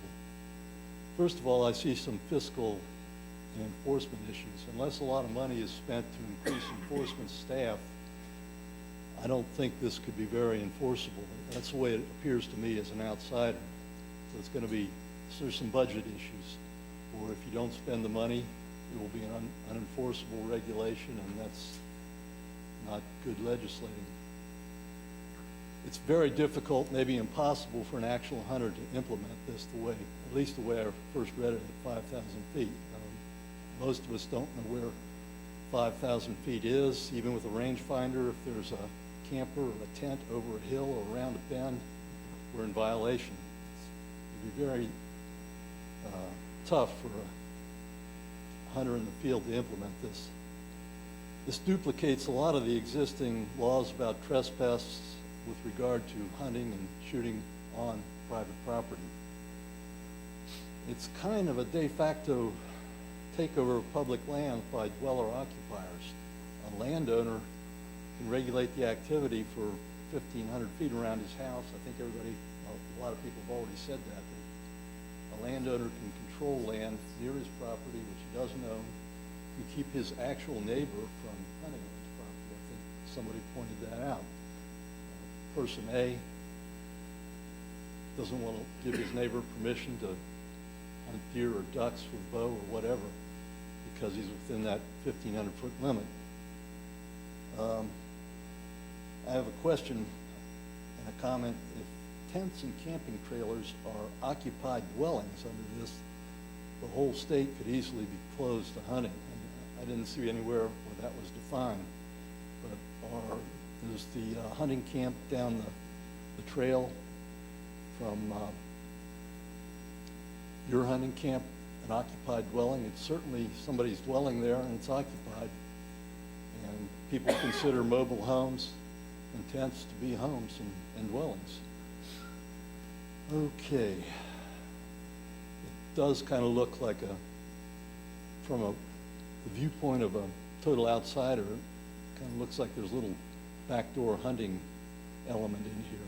Maybe I'm just imagining that, but I thought I'd bring it up. And as has been commented on, it allows one landowner, dwelling occupier, to control the land around him, even other people's property. And it allows him to control public land as well.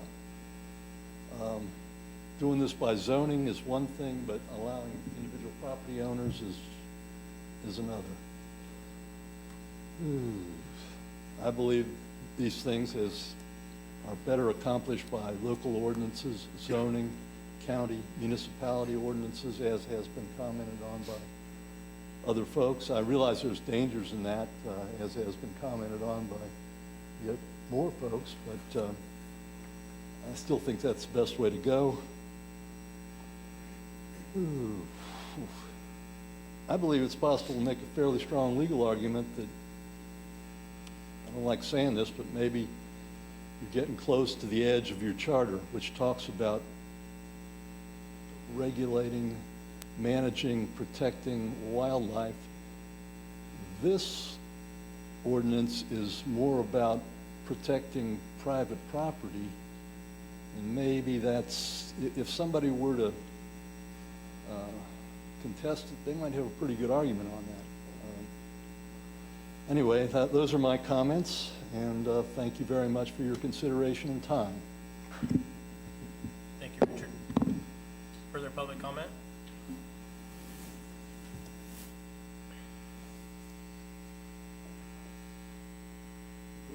Scott Torgerson, Lander County Cab.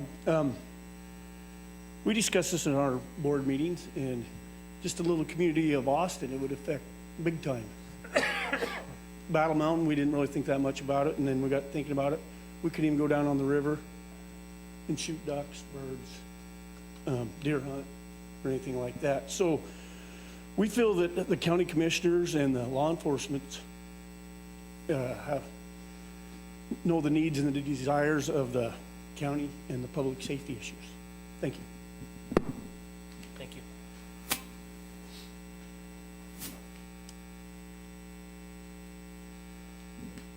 For the record, Chad Foster, Douglas County Cab, and obviously citizen of Douglas County, so I'm very familiar with what happened in Genoa. As a fellow hunter, what he did was wrong.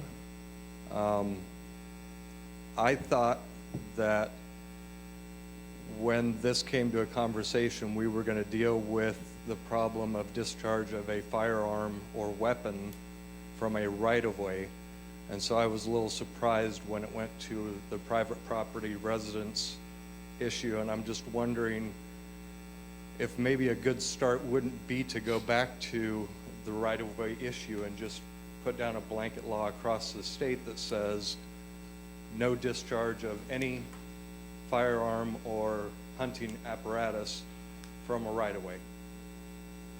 Just a thought.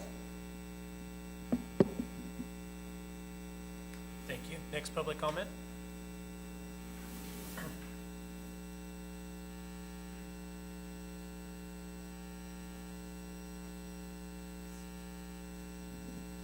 Steve Marcus, White Point County. We discussed this quite a bit at our meeting.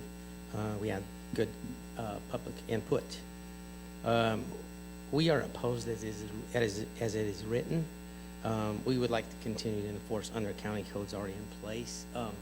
We did receive a letter from the district attorney. He's very opposed to this. He wants to keep it within his jurisdiction. He's willing to work with us. County Commission sent us letters that they are opposed to it. They want to keep it how it is. To address a couple things, as in Commissioner Almberg stated, Duck Creek Basin they're starting to sell property up there. We're already running into issues where people are taking their 1 or 2 acres, and now they think they control the area surrounding it. Even if it is legal, they're trying to control and keep the hunters out. We're losing it up there already. Nothing's happened, but we've had reports where there's illegal activity going on. It has been investigated. Is bound to be totally legal. The antelope issue that I think Chief Turnipseed was talking about. There's 3 or 4 property owners that allow you to hunt there. You cross the road, the new person that moved in says, nope. So what does that do to everybody else? There's an issue there. I myself have property that abuts up to the management area at Kirsch. Duck hunters cross the fence. I've never had an issue. They've always been good. There is a little safety zone right there. There are some signs placed right there. Never had an issue. I think that it should just be the way it is. It should be up to the counties and to enforce the jurisdiction as they have. Thank you. Thank you. Further public comment? Okay, seeing none, I'll bring it back to the commission for further discussion. I guess I have a comment. Vice Chairman Johnston. So I know this map does not take into account local ordinances and that prohibit the discharge of firearms. And it doesn't take into account certain other regulations that exist, but this is the hunt unit map I'm holding up. And there's basically 4 areas it identifies as closed to hunting. We adopt a regulation like this statewide, there's a lot more orange that goes on this map. And I understand that there's, we have these incidences that are occurring, but I can't go down this path as it's drafted. I've heard no support for it from the public. We have to address some private land issues if we're going to do that. I don't know how to tackle, and I'm open to suggestion. I mean, when I go out and have a weekend, whether I'm big game hunting or chucker hunting, I don't want to see a residence. That's one of the reasons I go. But I don't know how you address this situation of people making bad decisions, and I don't think just saying 1,500 feet, 500 feet, and that somehow is going to solve that problem. I just don't know how it's going to do that. So I understand what the department is trying to address on the public safety side and the perception side and the ethics side, but I don't think this gets us towards either one of those goals. For that reason, I'm not going to support, I guess this is a first reading, so I wouldn't support advancing to a second reading. The only thing I could think is perhaps looking at what other states may have done on this particular issue, shooting direction, I don't know. But as drafted, I won't support it going to a second reading. Thank you, Vice Chairman Johnson, and I want to say too that I agree with a lot of what he has to say, and I do think that I wish there was something that we could do for these localized instances. But after the discussion today, there's too many things that are gonna be affected down the road from this type of a regulation. I guess in my head, from the beginning, thinking too simply on it, I was thinking there would be something about a regulation, kind of like, Mr. Foster said,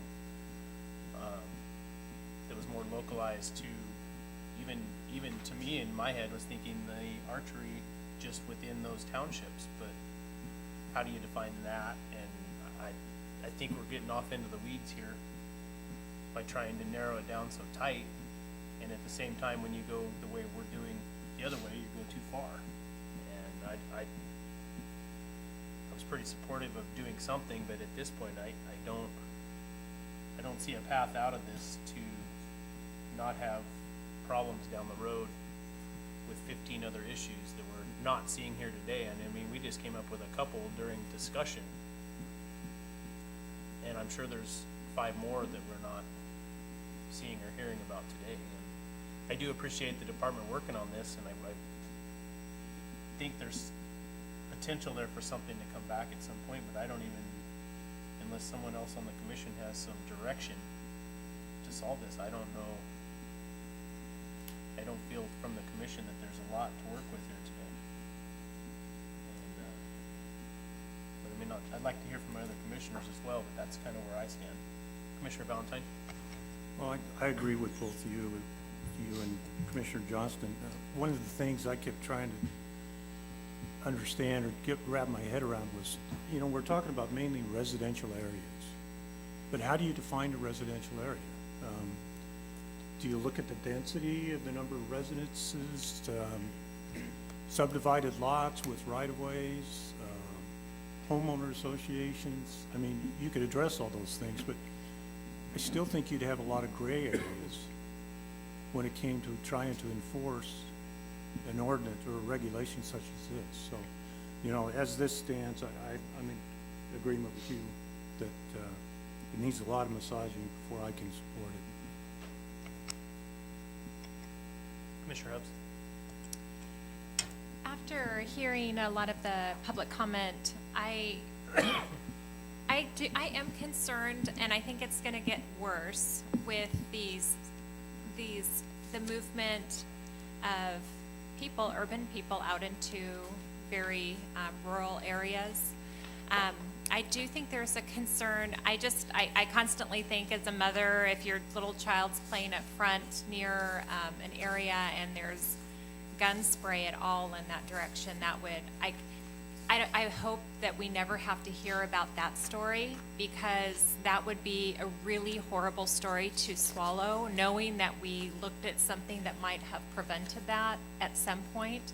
I mean, it's one thing to have, you know, unfortunately in archery, our hunter out shooting archery in an area probably where we all can sit here and just know that that was the wrong area to be shooting at that particular point in time. In terms of dealing with this, it seems like if we were to deal with it, that you would break it down. I think there's 2 different issues. The one with the Genoa incident it looks like the weaponry is not addressed. So it's like we don't really have anything in place for the weaponry. I really did like, I'm trying to, Ms. Carpenter's input though. I do believe most people out that are shooting archery will never do what happened in that situation. But if he had caused harm to somebody, bodily injury to somebody, the state would have not been able to do anything. He would have been free to go because we're not addressing archery. And I think if there could potentially be somebody making a bad decision, we should have something in place, and potentially it's just zoning for that weaponry. Similar to what the local communities, if you think about gun protection of a public citizen, it's just the only type of individuals that are typically running around with with bow and arrows and things of that nature are hunters. It makes sense for me, that the state would regulate that. I don't think people are, I mean, some people do it for pastime and hobby, I'm sure, but a lot of those individuals who do it for pastime and hobby are just actually getting their prowess up to go out and go hunting. So I think that we would be missing it if we didn't regulate that and somebody did make a bad decision within a city limit or certain area where you really shouldn't be doing that activity. In terms of the more rural communities, maybe it's just what was stated was regulating the direction. I liked that. If you know there's a structure, an occupied structure, maybe you don't shoot in that direction. I mean, that seems really obvious, but if somebody does that and peppers the side of the house, or gosh, you know, somebody's outside and they're working in their garden and they're peppered, there's something that the state could do for that person if they're outside an urban area. Those are my thoughts. Commissioner Holmberg? Yeah, I can't stand behind it as it's written. I mean, it needs a lot of work, and all that work would involve the local communities and local government. So I see it very difficult in happening. I think that it will eventually be solved by the local areas, so that's where I stand. Further commission comment? Okay, I'm hearing none, but I do have one more thing, and Commissioner Hubbs brought up a comment that it is really obvious. I mean, when you're doing something like that, you would think that it's really obvious, but we still have people that can't see the really obvious, apparently. And I think when it gives a black eye to the hunting community, I think that we need to have some people that, I'm sure these people had friends that heard about this happening and knew that it happened. And maybe there needs to be a little more policing of ourselves in this too. And I say that for people because of the input that we've received, I'm sure there's gonna be 20 times as many people watch this video on the web that are in this room, that are interested in this issue, but didn't come to the meeting to see the conversation between the commissioners and the input from the public.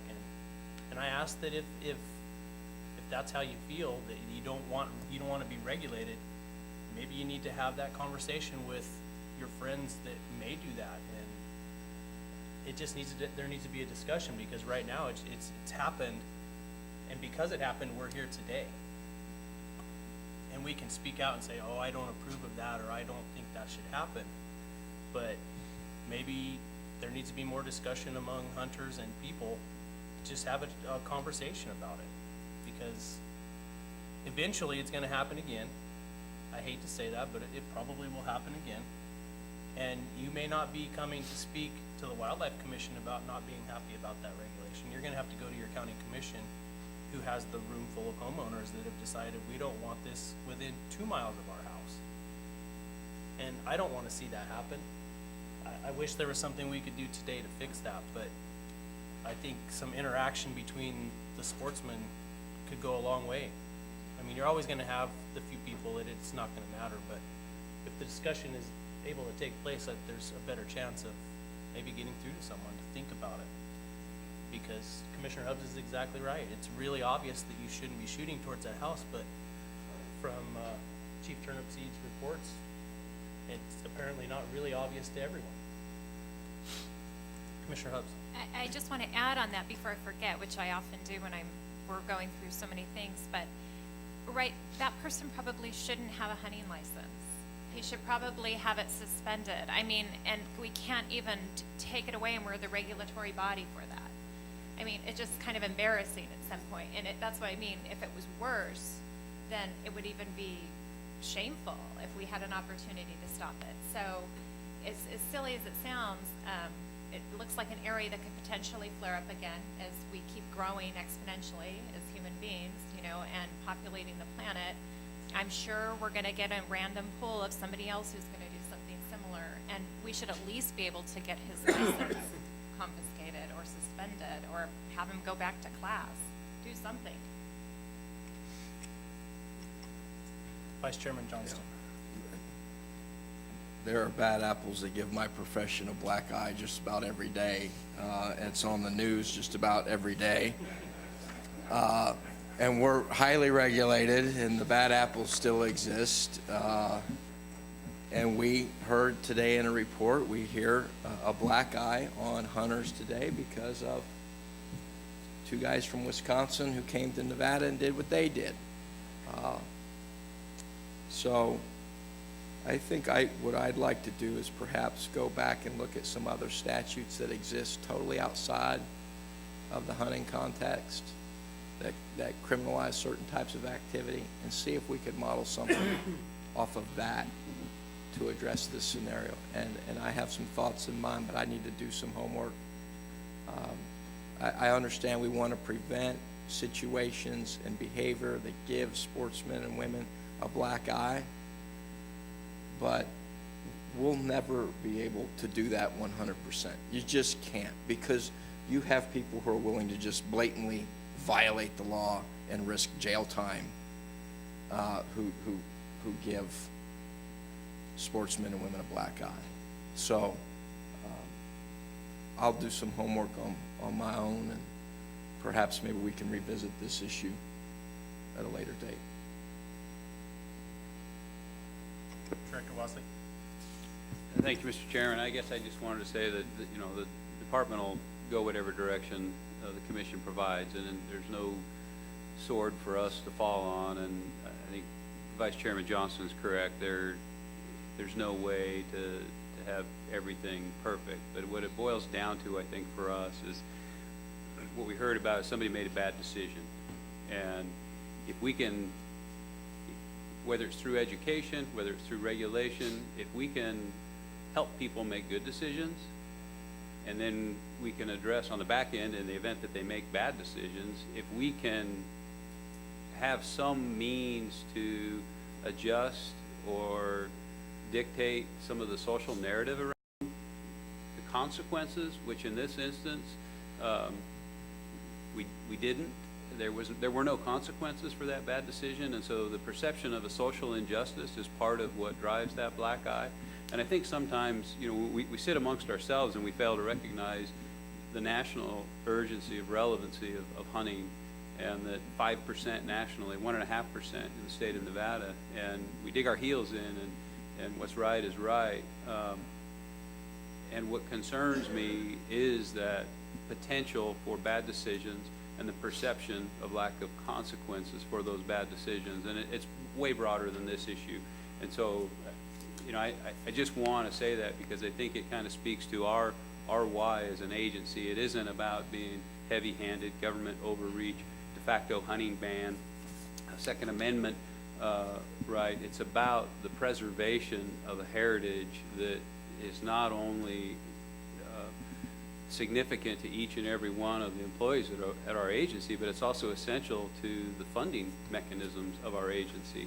And to not be sensitive to it, aware of it, and try to address it in ways that we feel could potentially be effective in helping people make the right decisions on the front end and help providing the perception of justice on the back end, we would be negligent in doing our jobs, is I think how we view that. So certainly not a sword to fall on, but in the broader picture of relevancy and the urgency around relevancy, as a segment of the population, we are getting smaller, and sometimes steps to police ourselves go a long way.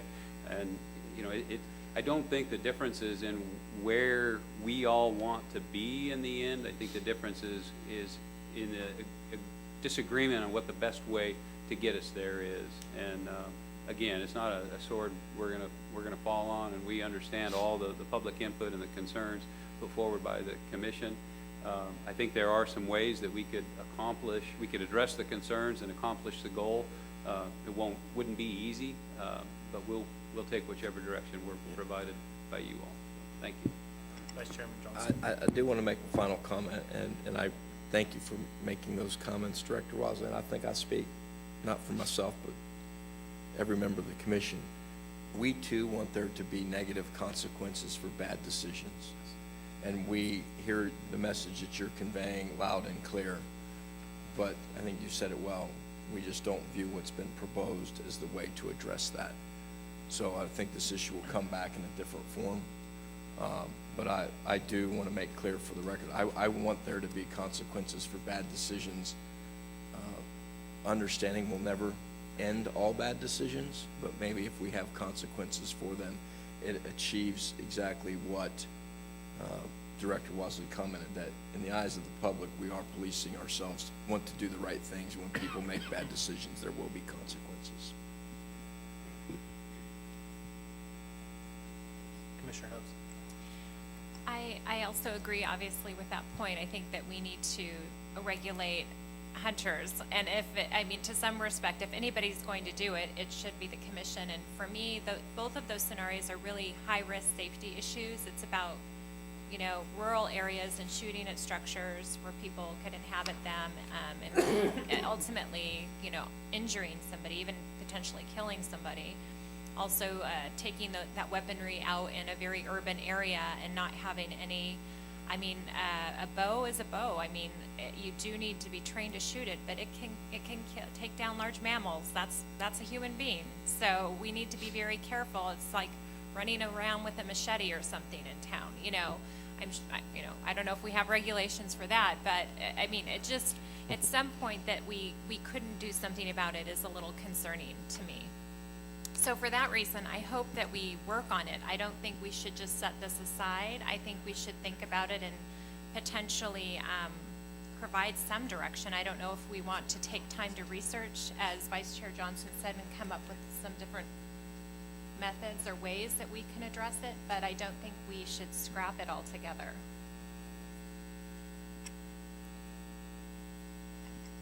Chief Turnipseed.